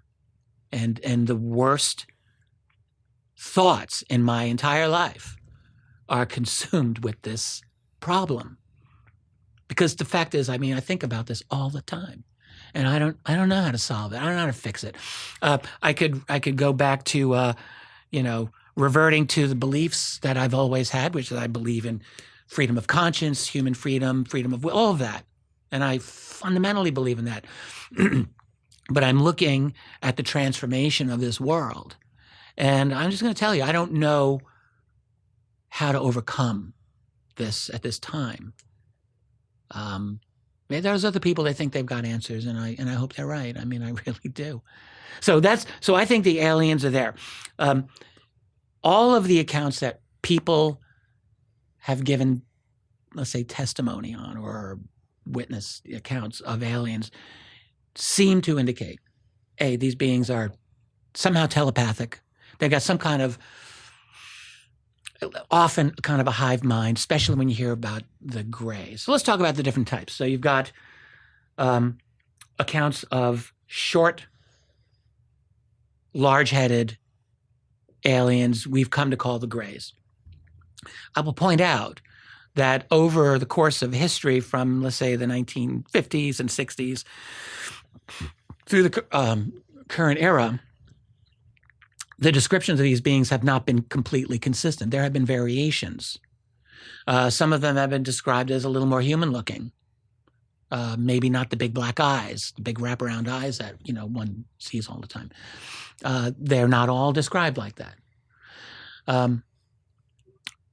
Typically, you get a description of heads that are somewhat larger in proportion to the body. That one has heard many times with the short beings. But there's all these different variations. When I mentioned the work of Leonard Stringfield sometime earlier, who did all the crash retrieval stuff. Stringfield pulled in a lot of reports of alien bodies, lots. Typically, like one would be like a guy who had done security detail at Wright-Patterson Air Force Base, like in the 1960s, said there were 9 alien bodies. They were like 3 to 4 feet tall. He didn't describe big black eyes, but he described other features that would be maybe consistent with what we might think of as gray aliens, but still there are differences. And so it just leads me to think, when I'm thinking of the short gray aliens, are we talking about one type that has just been described differently by different people under different conditions? Or are there genuinely different types, which is what I think? Or you could say, are they just making stuff up? Like, are people just repeating what they are picking up in the culture? This is a legit argument. Like, you have to consider it. I don't think that's the case. And I don't think so because I have read so many of these witness accounts. I just can't. They're too specific. They're too crystal clear when I read them. And I just think that they're real. So I think we're dealing with a couple of different types, and probably with maybe genetic modifications going on. So there's different types of aliens. Yeah. And then they're not all short. There are absolutely tall grays. So like 6 feet tall. There absolutely have been descriptions of these types of beings also. Those tend to be more in charge. The short grays, I would hypothesize, and I'm certainly not alone here, that they're artificially created. They're kind of android types. Frequently, they're not described as having any sex organs, for example. The ultimate distraction. Well, if you're going to create worker robots, you don't want to give them sex organs, for God's sake. Why would you want to do that? You just, get to work. Do what I'm telling you to do. You don't need to think about sex. They're artificially created. Yeah, why not? We're so close ourselves. I mean, we really are. 3D printing organs. Soon we'll, with very, very advanced AI, maybe that's borderline consciousness. Who knows how long it'll take us to get there. With, I don't know what other breakthroughs we're looking at potentially. Yeah. Why wouldn't we be able to create an artificial organism ourselves if we haven't already somewhere? So I think that they can probably do that. I don't see any theoretical obstacle to that. I think it's totally possible. So I think that would explain the grays to some extent. And it could also explain some of the variation if you look into genetic engineering. And think of it this way. You're an alien you're from another planet. You can't live on Earth. You're not designed to live here. I mean, there's a different amount of solar radiation than probably what you're used to. Different bacteria, viruses, like you may be susceptible to problems with that, and different levels of gravity, like a lot of things to consider. But what if you were to create an organism based on life forms here on Earth, potentially, that could work for you? And maybe would you have the ability to insert any of your own consciousness into these life forms so that you can essentially function in that manner? Why not? Is that really impossible? So in the way that we sent a Curiosity rover to Mars is a vehicle for human beings to roam this planet. these gray aliens could be a vehicle that some type of intelligence is sending to Earth. Yes, absolutely. Interesting. Absolutely, it could be. We have to, it's hard to think about this because we're dealing with clearly a technology and a science that's beyond where we are at. So we have to open our minds a bit. Like we really have to. And there's always a danger when you open your mind, the old expression, your mind's so open, your brain just fell out. We don't want that to happen either. We want to be evidence-based. We want to be factually based. But the fact is, there's just a lot that we do not know and maybe can't yet know. And, for me, I try to have the facts at my disposal, but not every fact is available, and I still want to think about this. So for me, I like to hypothesize. I like to think about this. And yeah, to me, that makes sense. I don't know if it's true, but so then there's another kind of alien that has to be discussed. They look totally human-looking aliens. This is something I avoided forever because it was just too hokey. Like, out of a 1950s movie or something like that, Take me to your leader. But really, I'll just tell you, I have spoken to a number of individuals, excellent witnesses, who have told me point blank they encountered what they are convinced is a human being who's not quite like you and me. Just put it that way. Telepathic, and they don't seem like they come from around these parts. The famous Travis Walton abduction case from 1975. Travis Walton, they made a movie called Fire in the Sky. It was a famous movie. Travis is a fascinating man, a good man, and he was 22 years old in 1975, and he got abducted. He was in a logging crew. He's with 6 other guys. They're getting in their truck to leave after a long day of logging in the Arizona forests. And they all see this craft, flying saucer, descend, treetop level. They're like, what the hell? And Travis, he's sitting shotgun in the front. His buddy's the driver. 22-year-old Travis Walton gets out of the car. He walks to this craft. Right? That's pretty interesting. And what happens? He's standing there. He's looking at the craft. They're in the truck looking at him, and a blue beam of light goes, pew, hits him right in the chest, and knocks him like 10 feet back. They think he's dead. And they're next. So they freak out. They pull out. They drive out. They're like, we got to get the hell out of here right now. They drive for a couple of minutes, and then they thought, we cannot leave Travis behind. So they turn around. But when they go back, he's gone, and he was missing for 5 days. A massive search, tracking dogs, helicopters, people on horseback. I don't know about the helicopters. Horseback, tracking dogs, like hundreds of people combing the forest looking for Travis Walton. They couldn't find him. He turns up 5 days later in a phone booth making a phone call to his brother, having just been dropped off, he said, by a flying saucer. And then he talked about his experience. And I'm mentioning this because on his experience, he saw 2 types of beings. He said he woke up on a table and he sees these alien-looking beings around him. Scared the hell out of him. He was very weak. He takes a half-hearted swing at one of them and practically falls off the table that he's on. He's scared. He's trying to defend himself. And the 3 of them is 3 aliens, short, big heads. They don't even say a word. They just walk single file out of the room. They're like, we're not having any of this. So he's now alone in this place. He sees this little narrow corridor. He goes through it, and he's now in a larger room. It's almost like the Starship Enterprise. Like there's a console, a chair. He sits, he pushes a button, and he says he sees stars.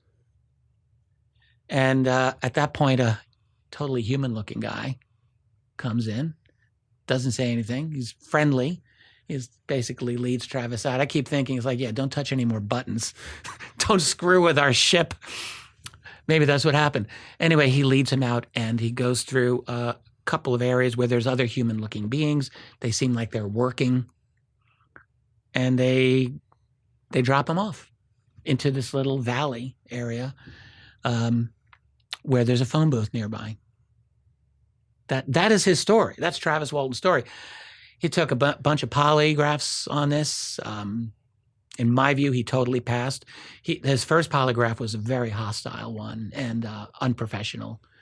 I've read the transcript of it, and I didn't even include that one. I think Travis is absolutely for real. I've spent a lot of time personally with Travis Walton, and I love the man. I think he is completely on the level. I don't know anyone who's really gotten to know him at all who thinks otherwise. But my point is, you've got aliens and human-looking beings on the same ship. Yeah, that's quite interesting. Why would that be? I got my own theory. I got a theory for everything. I don't know if they're right. My theory, if you're an alien, you're here. Let's say you're here a couple of 100 years ago, a couple of 1,000 years ago.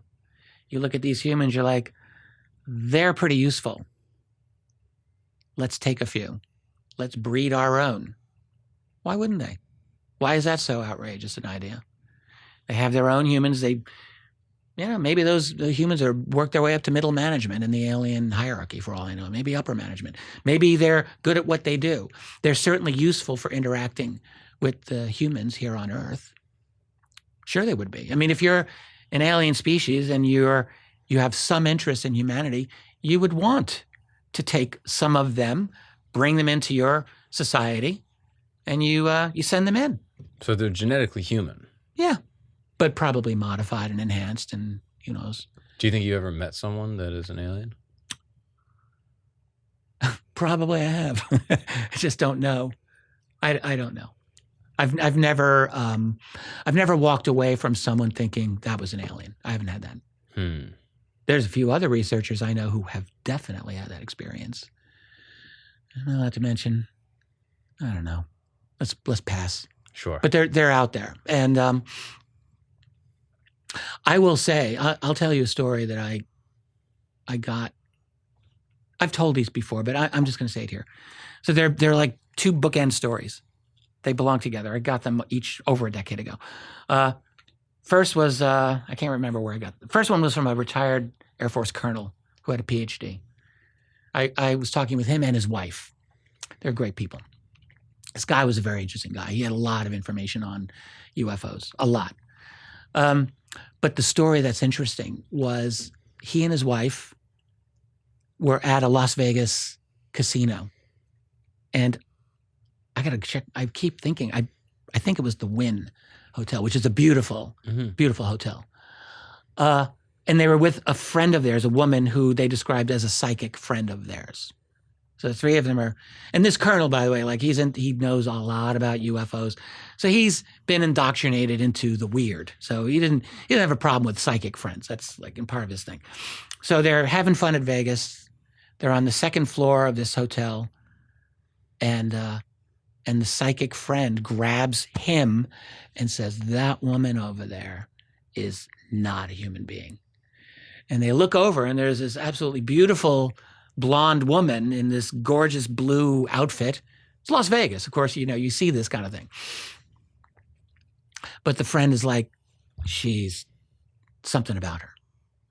So the psychic friend and his wife go down an escalator to get away. And the colonel stays behind a little bit. And he's looking at this woman, and she's like maybe 25 feet away, not that far. And he's just looking at her. And then he said to me, I heard her in my mind, essentially saying, "What do you think you're looking at? Just go about your business." So, something like that. That was the feeling he got. And it was startling to him. He's like, where did that come from? And then he said at that moment, she was joined by this beautiful blonde-haired man, also in blue. I'm thinking maybe, are they Cirque du Soleil? Who knows what they are, right? But anyway, he says the man's with her, they're conferring. He can't hear anything at this time. And then they start walking toward where he is at the escalator. And he's thinking, great, I'm going to talk to them. I'm going to confront them. This is what he's thinking. So they walk by him and he does nothing at all. He just like stands there, dumbfounded. They go down the escalator, but then he gets behind them on the escalator. And he says, and I heard them again in my mind.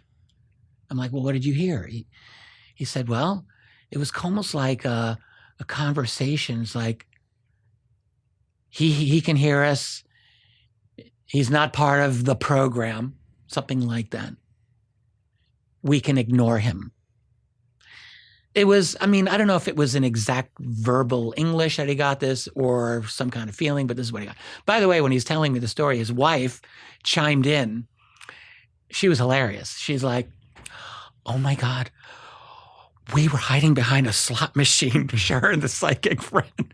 They're peeking their heads out like this, looking. And they saw the exact thing. They saw the couple in front of him going down the escalator. And then they just get to the bottom of the escalator and they just walk off. That's the end of them. Weird story that follows up on this. The psychic friend did hypnotherapy, apparently. She's like, regression, all that. So I think they were talking in the aftermath of this about, like, I'm sure they were asking him, well, what exactly did they say? And he's like, I'm not 100% sure. It was a feeling. Well, maybe we can do a regression. Like, this is what the psychic friend's saying. So he actually went to the psychic's home shortly after this.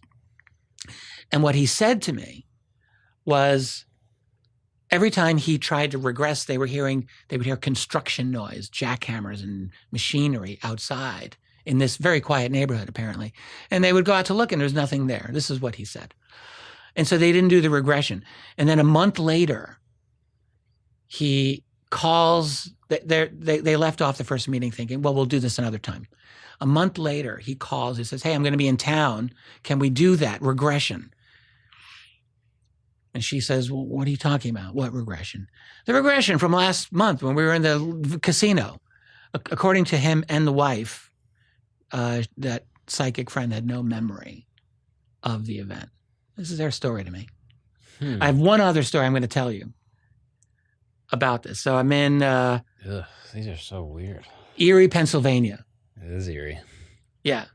I'm doing a UFO small event. And a lot of these events, like I'll have books and I'll sell them and sign them and so forth. So I'm at my table and this very nice woman, she's like 60 maybe, she comes up to my table with her husband and she tells me this story. She says, when I was 15 years old, it was 1965, she said, I was living in this small little town in Western Pennsylvania, tiny town. Like everyone knew each other. And she said, especially in church, which is where I was when this crazy thing happened. So she's 15 years old. She's in church with her mother. And she said, this couple sat in front of them. She said they were like supermodel, male, female, blonde in this incredible blue clothing. She's describing almost the exact same thing that the Colonel had described a year earlier when I'm talking to him in Vegas. This woman, they don't know each other, obviously. She said, yeah, they sit down in front of me in church. It's 1965. And she said, I was kind of blown away by them because they were absolutely stunning, like movie star perfection, apparently. So she's looking at them. And then she said, I was looking at their clothing, which was the most incredible fabric I'd ever seen. And she said, I'm wondering, why is no one else looking at these two people? Like, they are so obviously not like anyone else in this church. And she said to me, and then I heard them in my mind. And before that, she said, this was a Catholic Mass. And, there's a lot of things going on in a Catholic Mass. You have to sit, kneel, you sign the cross, you have to do all these things. And she said they were looking around like they didn't really know what to do. Mm-hmm. They were kind of following along. But she said, then I heard them in my mind. And it was like a conversation. And one of them said to the other, this lady was kind of funny. She said, one of them said to the other, well, it looks like we're fitting in pretty well here. And then the other one said, yes, except for the girl behind us who can hear us. That's when I'm sure her eyebrows went back up into her forehead. And then they shut it down, like she couldn't hear anything from them. So then Mass finally ends, church service ends, and they are in the middle of the church, I think, and they get up and they're going. They're out. And this is amazing. She's like, I'm going to follow them. So she gets up and she's chasing, and her mother, who's oblivious, as all parents usually are, is screaming, where are you going, young lady? Get back here. And she just goes. She's chasing after these people. And they're out the door. They're across the parking lot, and there's this like field, like a little hill. And down the other side of the hill is this long grassy field leading to a wooded area. So they go down over the hill, and she's chasing after them. And she gets to the top of the crest of the hill, and she sees them, and they're walking a fast beeline toward the woods. And she starts down the hill, and then she stops dead in her tracks because she sees a third individual. And her way of describing him was, you remember Lurch from the Addams Family? No. He looked like that guy, is what she says. So very tall, kind of a creepy black suit, and a hat, and very, very tall, very, I think, like unusually tall and thin. And he's standing there at the front of the woods, the entrance of the woods, and they walk past him into the woods. He turns around and follows them into the woods, and that was her entire story. There's this nice little lady, I'm sure she's a great neighbor. So strange. Yeah. And why did she tell you this? How did you know her? We're at a UFO conference, a little UFO thing. She got into the UFO subject, I'm sure, as a result of this encounter, probably. And she just had to tell me. So strange.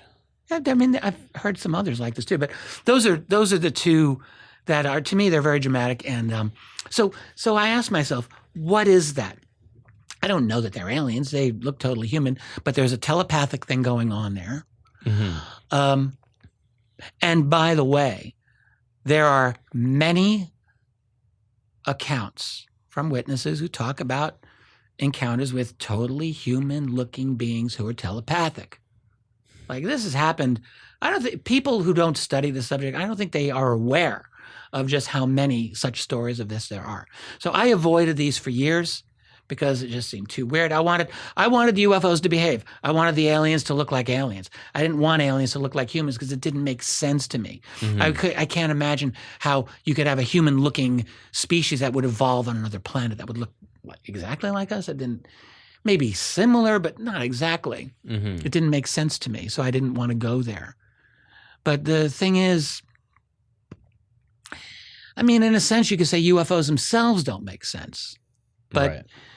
But there are thousands of reports every single year, many thousands of reports every single year that are recorded, and many, many more that are never recorded anywhere. Have you ever seen what you would consider a UFO or a UAP? Yeah. Two good ones. Not up close, but they were kind of remarkable in their own way. The most dramatic one was in the year 1999 in May. I was in the real heart of writing my first book, so I was like obsessed with UFOs. So it was on my mind. My son was 3 years old that year. And we had just walked back from the corner grocery store in our neighborhood. It was a beautiful day. In fact, it was such a beautiful day that there was not a single cloud in the sky, which is unusual for where we lived. And but it was a perfect day. It was just gorgeous. And I'm holding my son's hand. And we're now in front of our house on the sidewalk.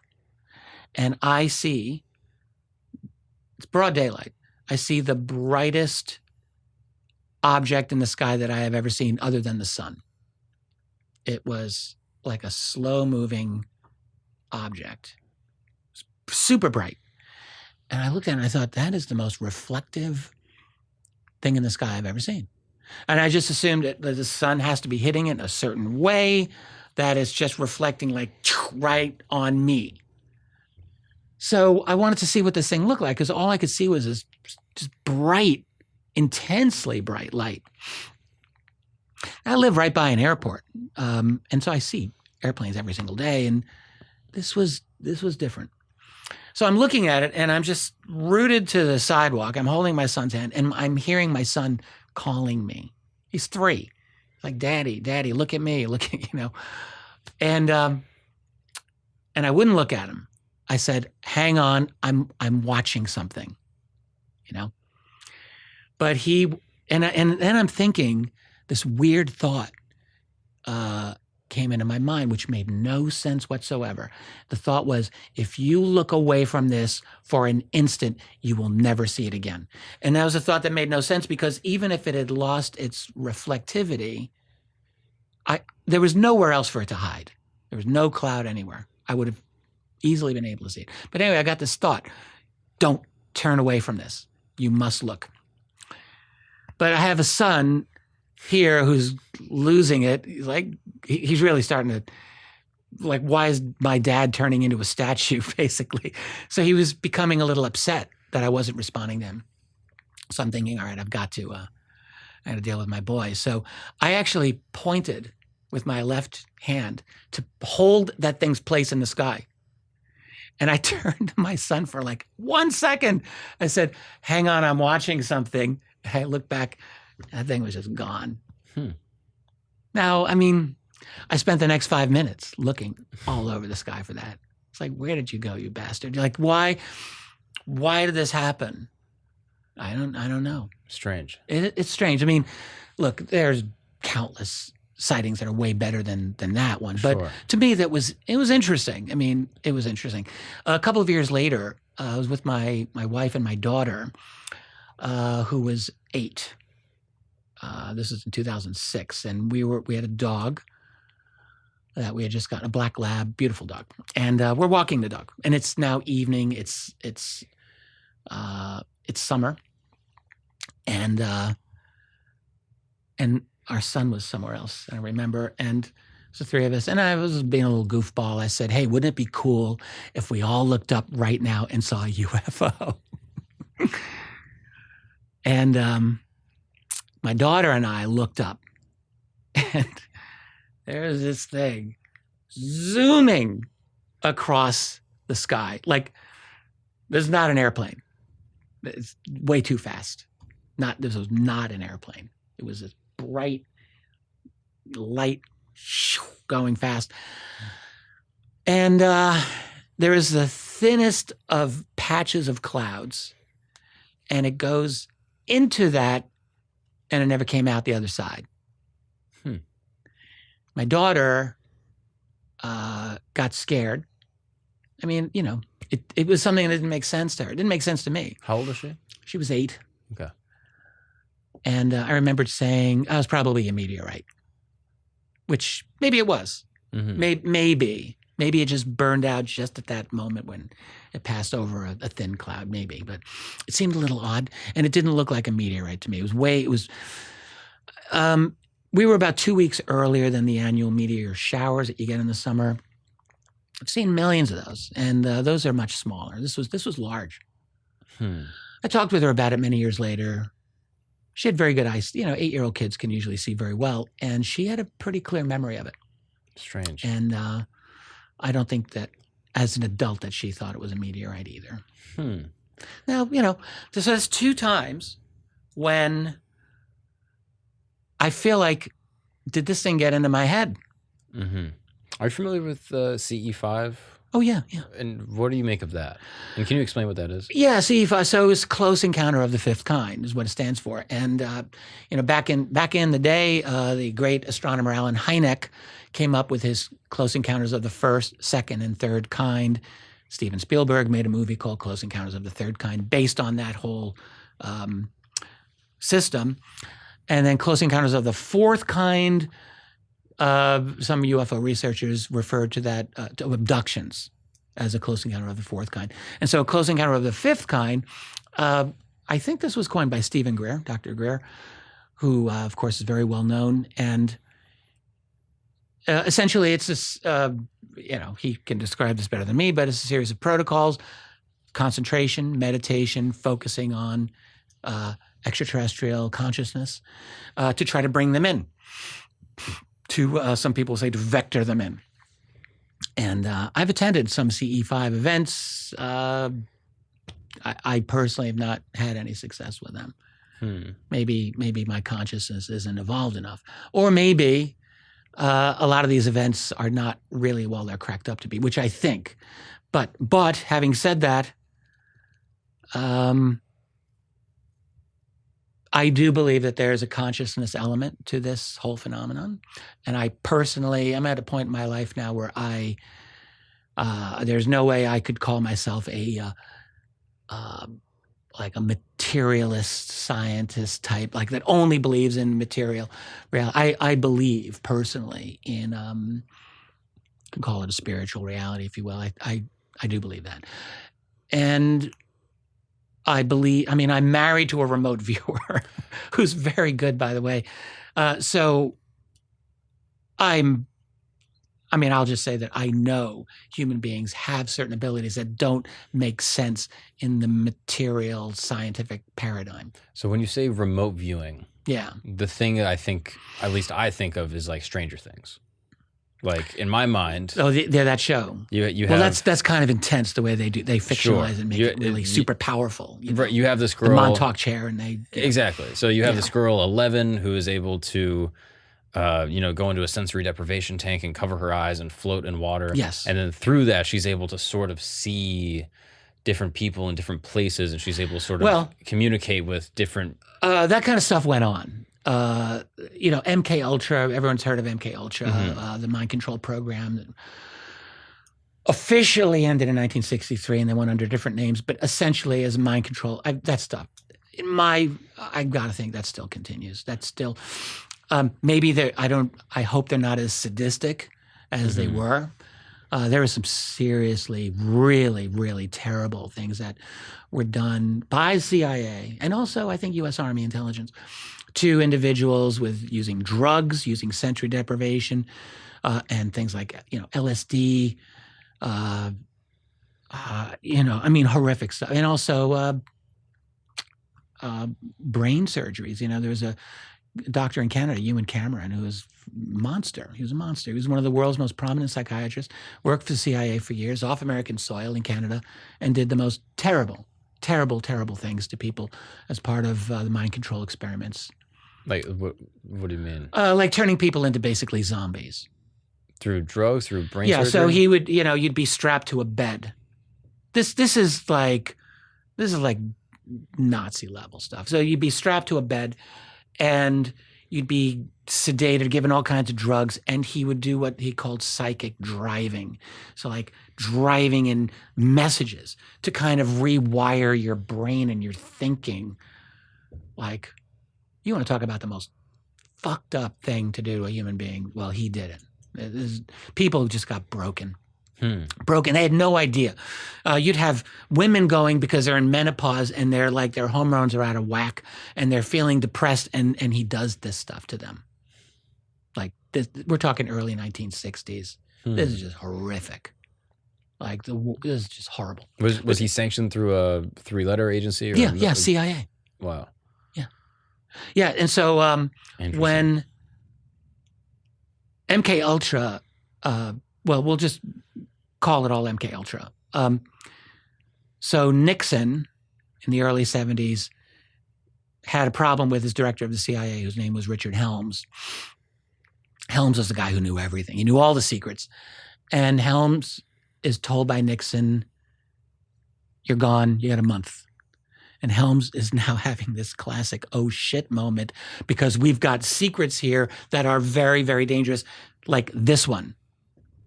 So Helms tells the guy running MK Ultra, whose name was Sidney Gottlieb, he says, "You got to clean this up now." And Gottlieb, from at least what researcher John Marks wrote in his book, The Manchurian Candidate, Gottlieb did a good job in cleaning up, but not a perfect job. And there were some records that were left behind that researchers like Marx found, and that traced back to the reality of MK Ultra. And that's how we know this thing happened. If they'd had a little more time to clean out those records, you know what? MK Ultra would probably be just in the realm of rumor to this day. We'd be like, yeah, maybe it happened. It'd be like the Kennedy assassination. Well, we think it happened, but there's no proof. And so, you know, and all that nonsense. But we know it happened. And so Ewan Cameron was part of it. And I mean, a whole lot more. I mean, but the whole, and part of it was psychic. And honestly, the remote viewing program out of Stanford Research Institute, funded initially by CIA in 1972. Those guys, Sidney Gottlieb was still around in 1972, and he wanted in on the remote viewing stuff. He was trying to give those Hal Puthoff and Russell Targ advice on what to do, and they were like, "No, thanks. We don't want to go down that road." Of like, in other words, wanting to bring LSD in. That's what he wanted to do, because and this is where getting into Stranger Things type stuff. Because the question is like, their attitude. This is Russell and Hal's attitude was, we don't want to screw with their clarity of thought here. We are trying to do a genuine scientific experiment with a clear mind, not drug them up and screw up their sense of reality. We don't want to do that. But Gottlieb's thinking, no, here's how you get real good. You get really good results. So you think the LSD was actually making it more effective? Well, I don't know. But I think Sid Gottlieb thought that. Well, the reason he would be proposing it certainly is because it's more effective or has some type of better outcome for what he was testing. The CIA had been playing with LSD at that point since the 1950s. The CIA were the original expert acid trippers. LSD was invented just before World War II. And Albert Sandoz, I think, was the guy. And he took, he didn't know, he tested it on himself. He took a massive hit. He had no idea. I think he tripped for like 3 days, some crazy thing like that. But then after the war ended, the CIA was like, we want this. Because what they wanted to do is they were trying to find the ultimate truth drug and the ultimate way to harness the human soul. That's really what they were about.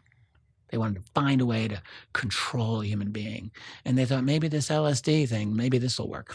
And they wanted to find out, like, what can we do with this? And you had agents at the agency who were very experienced in tripping on acid. Long before the world had Timothy Leary and in the 1960s, turn on, tune in, drop out. In fact, Leary got into this at Harvard when Harvard was hosting part of this CIA program. They had tripping rooms there.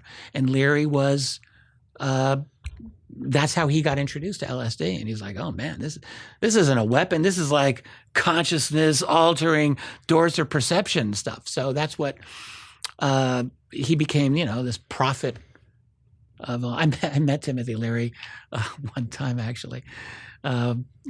Before I did my UFO research, I just ran into him at this, did this little hippie conference in Western New York State. And he was starting to become sick at that point. But I chatted with him for a few minutes. Wow. It was kind of weird. That's interesting. Yeah, but anyway, so Leary, I'm getting off track here. I'm getting way off track. I'm so sorry. MK Ultra, mind control. Stranger Things. Yes. So I think probably, I'm just guessing here. Yes, there might be certain drugs indeed that would enhance certain abilities and certain conditions. You talked about sensory deprivation and maybe electronic stimulation of the brain, ESB, which that's the thing. So in your experience, there's a lot of techniques. In your experience observing remote viewing, what is it and how does it work? This is something that anyone can do. You can do it. I can do it. I don't want to do it. Not everyone's got equal ability. Some people are, it's like, someone described it to me as like musical ability. Some people are prodigies, some people are relatively tone deaf, but everyone's got some. Anyone can do it? I think so, yeah. Okay. I think so. So what is it? So basically it's the ability to perceive something that's remote. Okay. That you have no business knowing about because it's too far away in space or in time. So what would be an example? Well, one of the famous examples was a remote view of Joe McMoneagle. Joe McMoneagle was U.S. Army remote viewer number 1 was his designation. It was back in the 70s. True story. So McMoneagle is given. So the way it would work is let's say you're Joe and I'm your boss. I'm Skip Atwater, and I give you a target.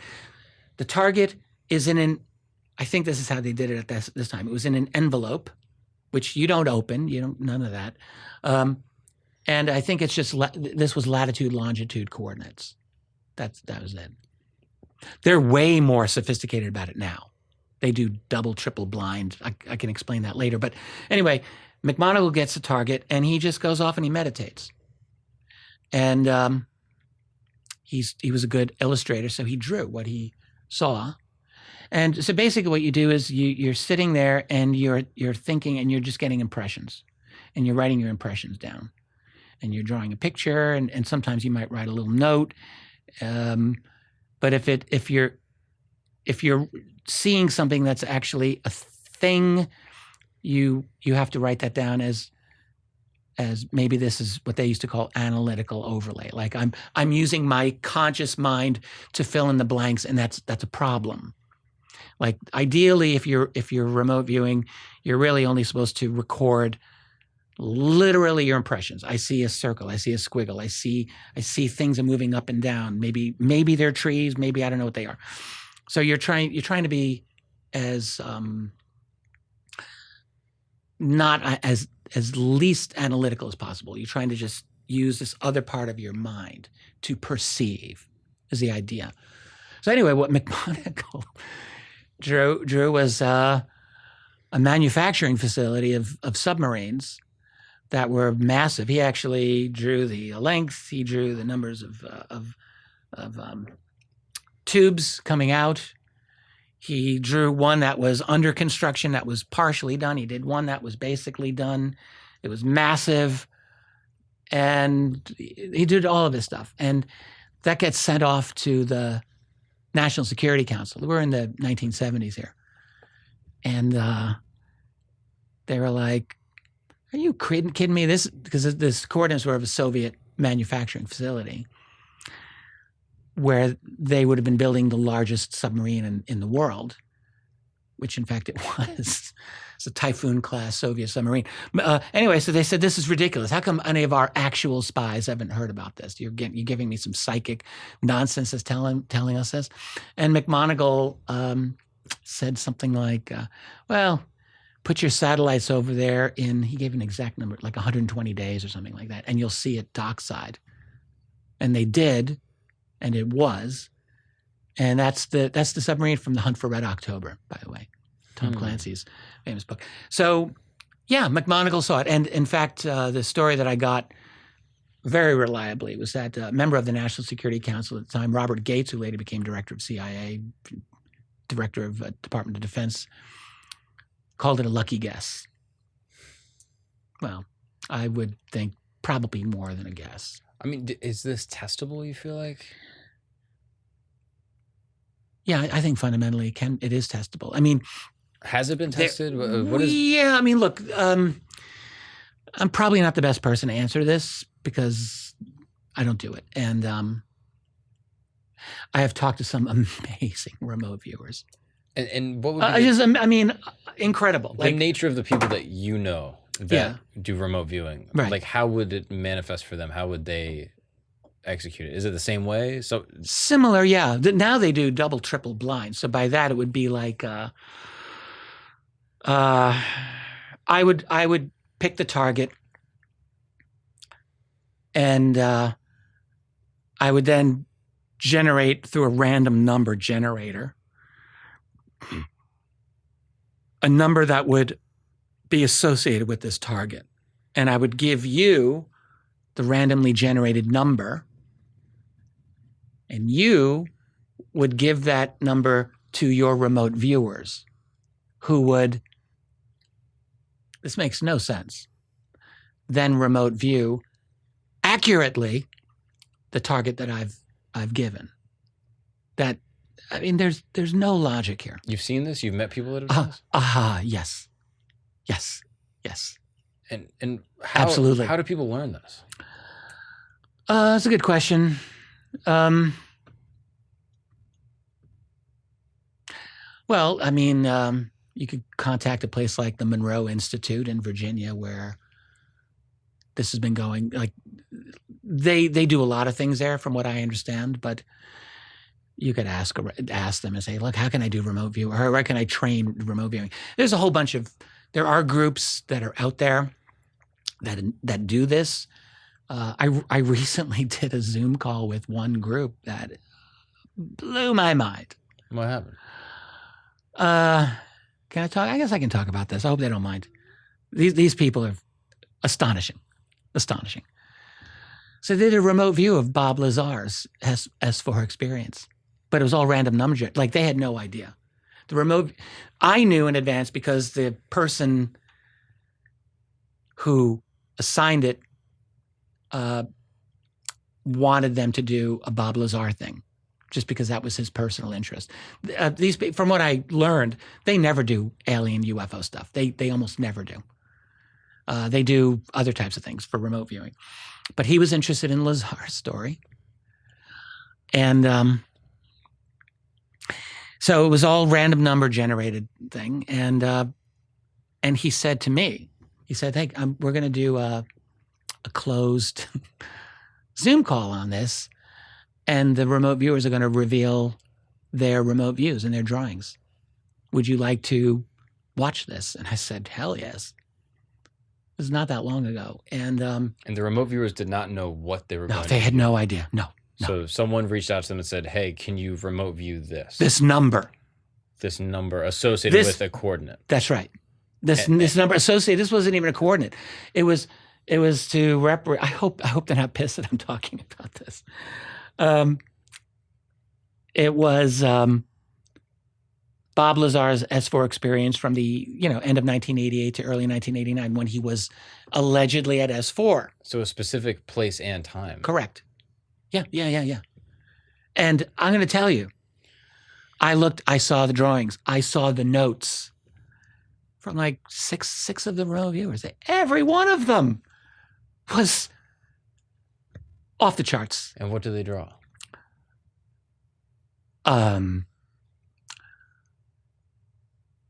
Aliens, spacecraft, portals. That's something that I wasn't expecting. They don't, you have to keep in mind, they don't know what this target is.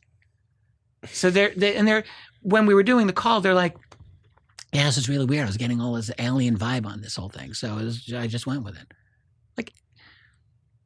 Now, I mean, were they, a hardcore skeptic could say, "It's BS. They were just faking Dolan out."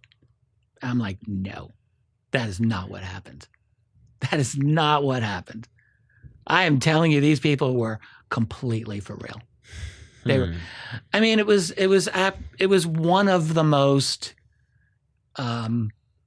really extraordinary things for me personally, probably in my life, that I will remember. Like what these people did.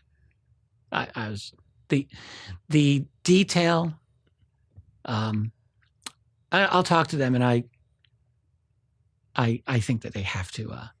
They got to just put this out publicly. It's incredible. And the person that set this up, you trust that they were acting in good faith and they weren't attempting to dupe you, or it's not everyone's in on it. No. This is all legit. I mean, and some these people, they're well known in remote viewing community. Some of them are pretty well known. Now, I mean, they have reputations to all of that. They're not gonna do stuff like that. This seems like a very powerful skill. Yes. That must be used by militaries and governments. Yes. I talked to Russell Targ. Russell Targ, he's in his 90s. He's still going. Still remote viewing. Yeah, well, he leads remote views a lot. He's able to do remote views. He's not bad at all. He's good. He's known, along with Hal Puthoff, who's also still around, as the two people who developed the protocols in 1972 for the CIA. CIA comes up to them. They're like, "We're afraid the Russians are ahead of us in these psychic spies, apparently. So can you work on this?" And they're like, "Yeah, sure." So they hook up with a remote viewer named Ingo Swann, who coins the phrase remote viewing. Ingo is a very interesting. I spent one night in the home of Ingo Swann many years ago. Fascinating man. And he was an excellent remote viewer, of course. And they got Ingo, they got a bunch of other people. A guy named Pat Price, who was like this magical leprechaun, it seems to me. He was like, had incredible ability. All these people. So they developed the protocol. So I'm talking to Russell a couple of years ago, and it's an interview I did on my channel, and he just said, you want to know the truth? There's no secrets anymore. No secrets. With remote viewing, anything can become known. There are literally no secrets. And he said, you want to think of something as terrifying to intelligence agencies and militaries around the world? That is. So that's his opinion. I mean, it seems like a problem. It is. It could be. Now, the thing is, I mean, if you want to talk about privacy and totalitarianism. Yes. But this is not to say that remote viewing is 100% accurate. It isn't.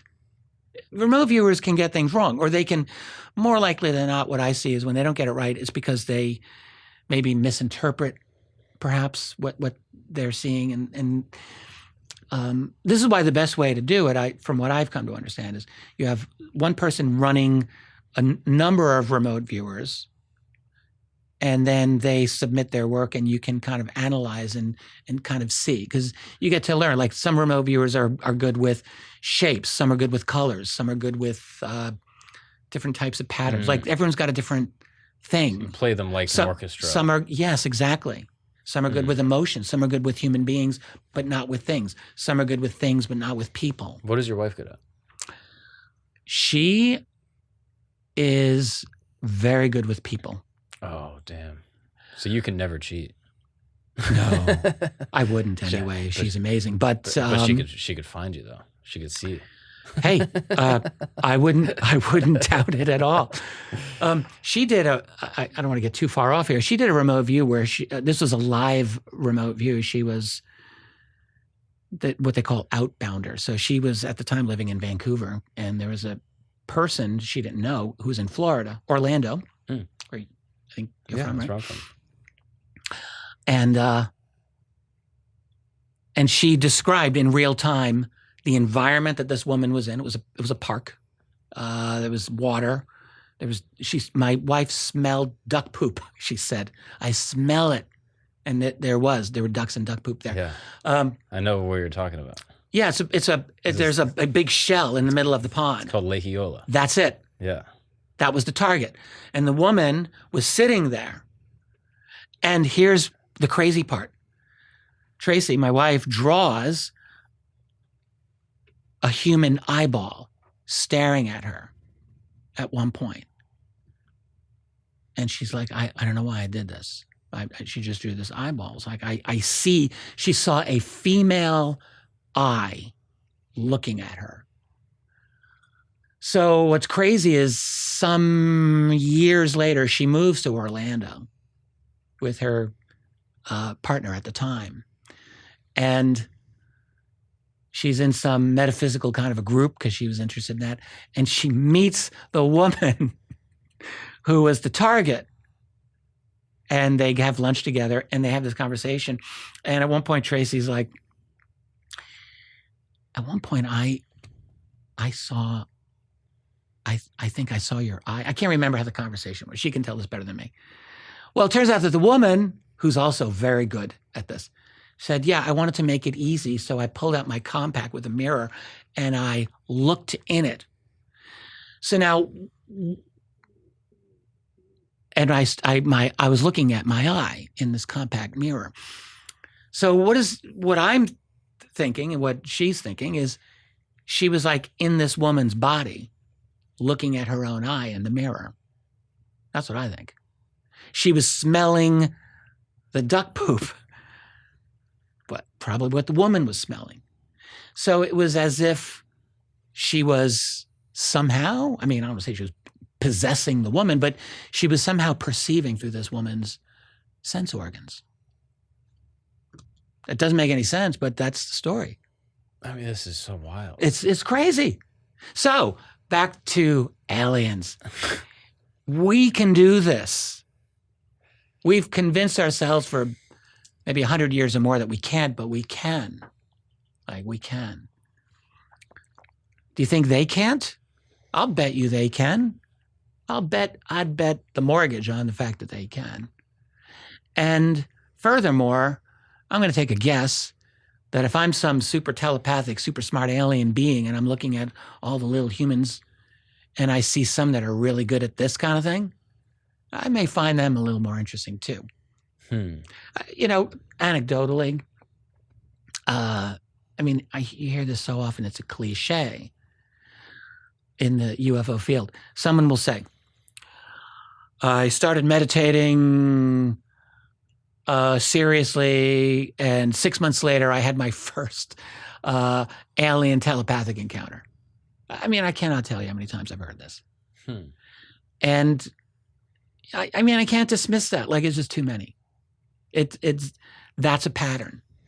I'm always looking for patterns. That's one pattern. Do you believe aliens are like spiritual agents? Yeah, that's a good question. Well, I'm not sure what that might mean, but a demon, an angel. Okay. I guess there's this one belief that it is, you know, some type of living organism that develops on another planet. Yeah. Right. Is it possible that it's not physical but metaphysical? Yeah, why not? Except that there's a definite physical element to a lot of these UFO reports. Like there's clearly physical craft that have landed. We've looked at landing traces. We've seen it. Like they're real. They're physical. And so then you have to ask, like, if they're metaphysical, does that mean they become physical and then they go back to being metaphysical? I mean, I don't know. Do they go to some other dimension through a doorway? Maybe they do. That's real possible. That is possible. I think totally it's possible. So are they spiritual agents? I would say they have what I guess we could call spiritual capabilities. I don't know if they have the spiritual ethics that we have. Are they good? Think of it this way. Like, we think of spirituality, we equate it with good because we have basically this Judeo-Christian ethos in which we associate spirituality with ethics. Really. But what if you take the ethics out of the spirituality and you simply are looking at it as a tool? And I often wonder, like, is that what they do? Maybe they're very pragmatic about it. Maybe they don't really, I don't know what their ethics are. Sometimes people will claim that they've had communication and they'll say, you know, the aliens say, you know, you shouldn't use nukes and you shouldn't do this. And so there's an ethic there, but could at least one group be very pragmatic about spiritual or I don't know if spiritual is the right word, etheric mastery. Like if you have a soul, if there's an etheric part of your body, right? If they know how to get to that, I mean, do they know how? I mean, maybe. I'm at a point where I think a lot of things are possible that I would have ruled out years ago. Is there anything else within the remote viewing phenomenon, anything else within that level of strangeness that sort of escapes your ability to try to rationalize? Like, I don't have the ability to explain any of it. Like past life regression. Are you familiar with this? Have you ever experienced that? I'm very interested in it. I've read, I've read a lot about it, and have I talked? I mean, I know people who've done past life regressions. I'm quite open to that. Where are you at on ghosts? You believe in ghosts? Maybe. Yes. I'm going to tell you when my father died. My father died on December 2nd, 2018. So about, maybe 5 years. I miss my dad. He was a great guy. So here's what happened. I had just talked to him earlier that day on the phone. He had just gone to the hospital. His health, he was a month away from turning 80, and he was not doing well. And I was worried about him, and I called him at the hospital. We talked. Last thing I said to my father, the last words I ever said were, "I love you. I'm so glad." But anyway, so a little later in the evening, it's I'm in the living room, and I'm on the couch, and Tracy's to my left on the couch, and we're each on our laptops doing whatever work we're doing. And in the living room, I had just had installed by a licensed contractor these two recessed ceiling lights that have a dimmer setting on them. And I was very proud of them. I was very happy with them. And I had them on the dimmest setting because I just thought it looked cool. They were new, and I loved them. And we're working. And Tracy notices it first. She says, "Look at those lights. What the hell's going on there?" And the lights were going bright, dim, just like this, at this pace, right? And I'm looking at the lights, and I'm thinking, Brian's our licensed contractor. Those lights should be working. So I get up off the couch, and I storm across the living room. I'm just full of it. I'm like, this is not supposed to be happening. And I'm looking at the lights, but it's fascinating too. I'm like, what the hell is going on here? They're just doing this, just like in this. So I jammed the switch up and down a few times, and that stopped it, and I turned it off. 15 minutes later, my sister calls me to tell me that our father had died 15 minutes earlier. So you could say, coincidence. I'll never believe that. I'm never, ever going to believe that's a coincidence. I just don't. Strange. I don't. My dad was 150 miles away when he died. And I'm thinking, so did his ghost travel over the New York State Thruway and remember my address and go into my wiring and to get my attention and say, "Hey, Richie, look over here"? Is that what he did? Or did something else happen? Is there a higher consciousness, which I now believe, yes, you have it, I have it. It's like the ocean, like you're a drop, I'm a drop, but there's this ocean.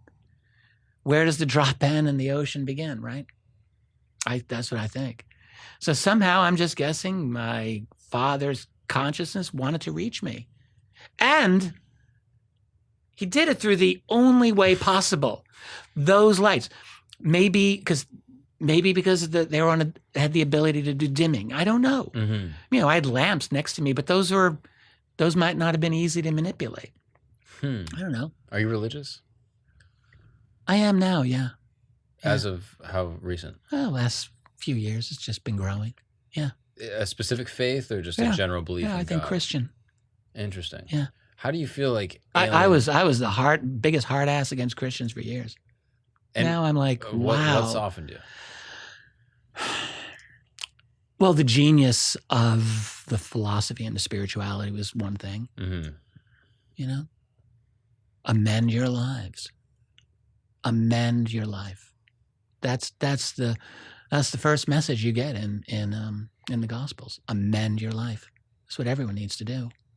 How do you feel like the philosophy of extraterrestrial life or aliens fits with the dogma of Christianity? That's a tricky one because there are different stories about what people are told. There's a lot of stories out there where someone will report that they were given a message, a fundamentally Christian type of a message from these beings. You talk to Christian ufologists. I've spoken to a few. They certainly do not line up with that belief. They, I would say, I shouldn't really speak for them, but I've been around them, and I do know, like, they tend to think of this as a demonic activity. it's dark stuff in their opinion, at least in the opinion of many of them. Do you see it that way?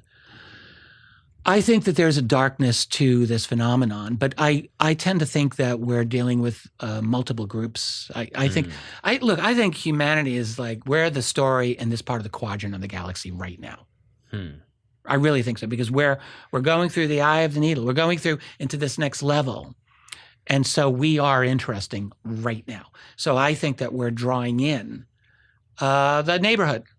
Anyone who's able to check us out, they're here right now. So I actually do think we're looking at a variety of groups. So there might be aliens from a different planet.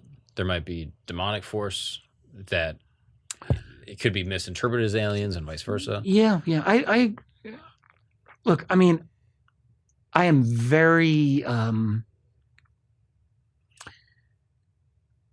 don't know how to call myself. Like, am I a full-on Christian? I don't know. I don't know. You don't have to label. Well, it's so hard for me because there's elements of the theology that I mean, a strong Christian would say, he doesn't fit that. So in terms of what do I think about demonic entities? And I mean, I could think that there could certainly be entities out there that I wouldn't want to hang out with. Sure. I'm also curious, did Jesus die for aliens? Well, I don't know. Did Jesus as a man fully know his mission until he died? That's a fair question to ask, right? Did he really have a complete? It depends, maybe partly on who's doing the interpretation here. And I fear to tread into this territory because I'm not an expert theologian here, and you're going to piss off Christians and I don't want to. I mean, the thing is, I have come a long way in this. When I was a young guy, I was a full-on atheist, and I had an interesting experience as a young man. I was 20, 21. I had a dog back then, and I was feeding my dog. I'll never forget this moment. I had a wonderful dog. And so I'm getting a can of dog food out for him, and he's watching me. And the dog's like really smart, wagging his tail. He's excited because he knows I'm about to feed him dog food. He wants the dog food. And I'm watching him eat, and I'm observing him, thinking, he's a very intelligent creature. He knows me. He knew that I was about to feed him. He knows a lot of things that I'm not aware of because he's got great ears, great nose, all of that.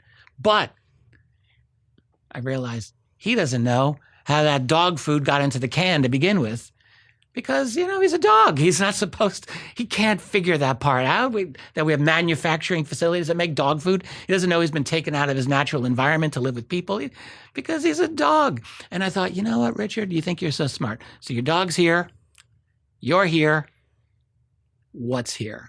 What's there?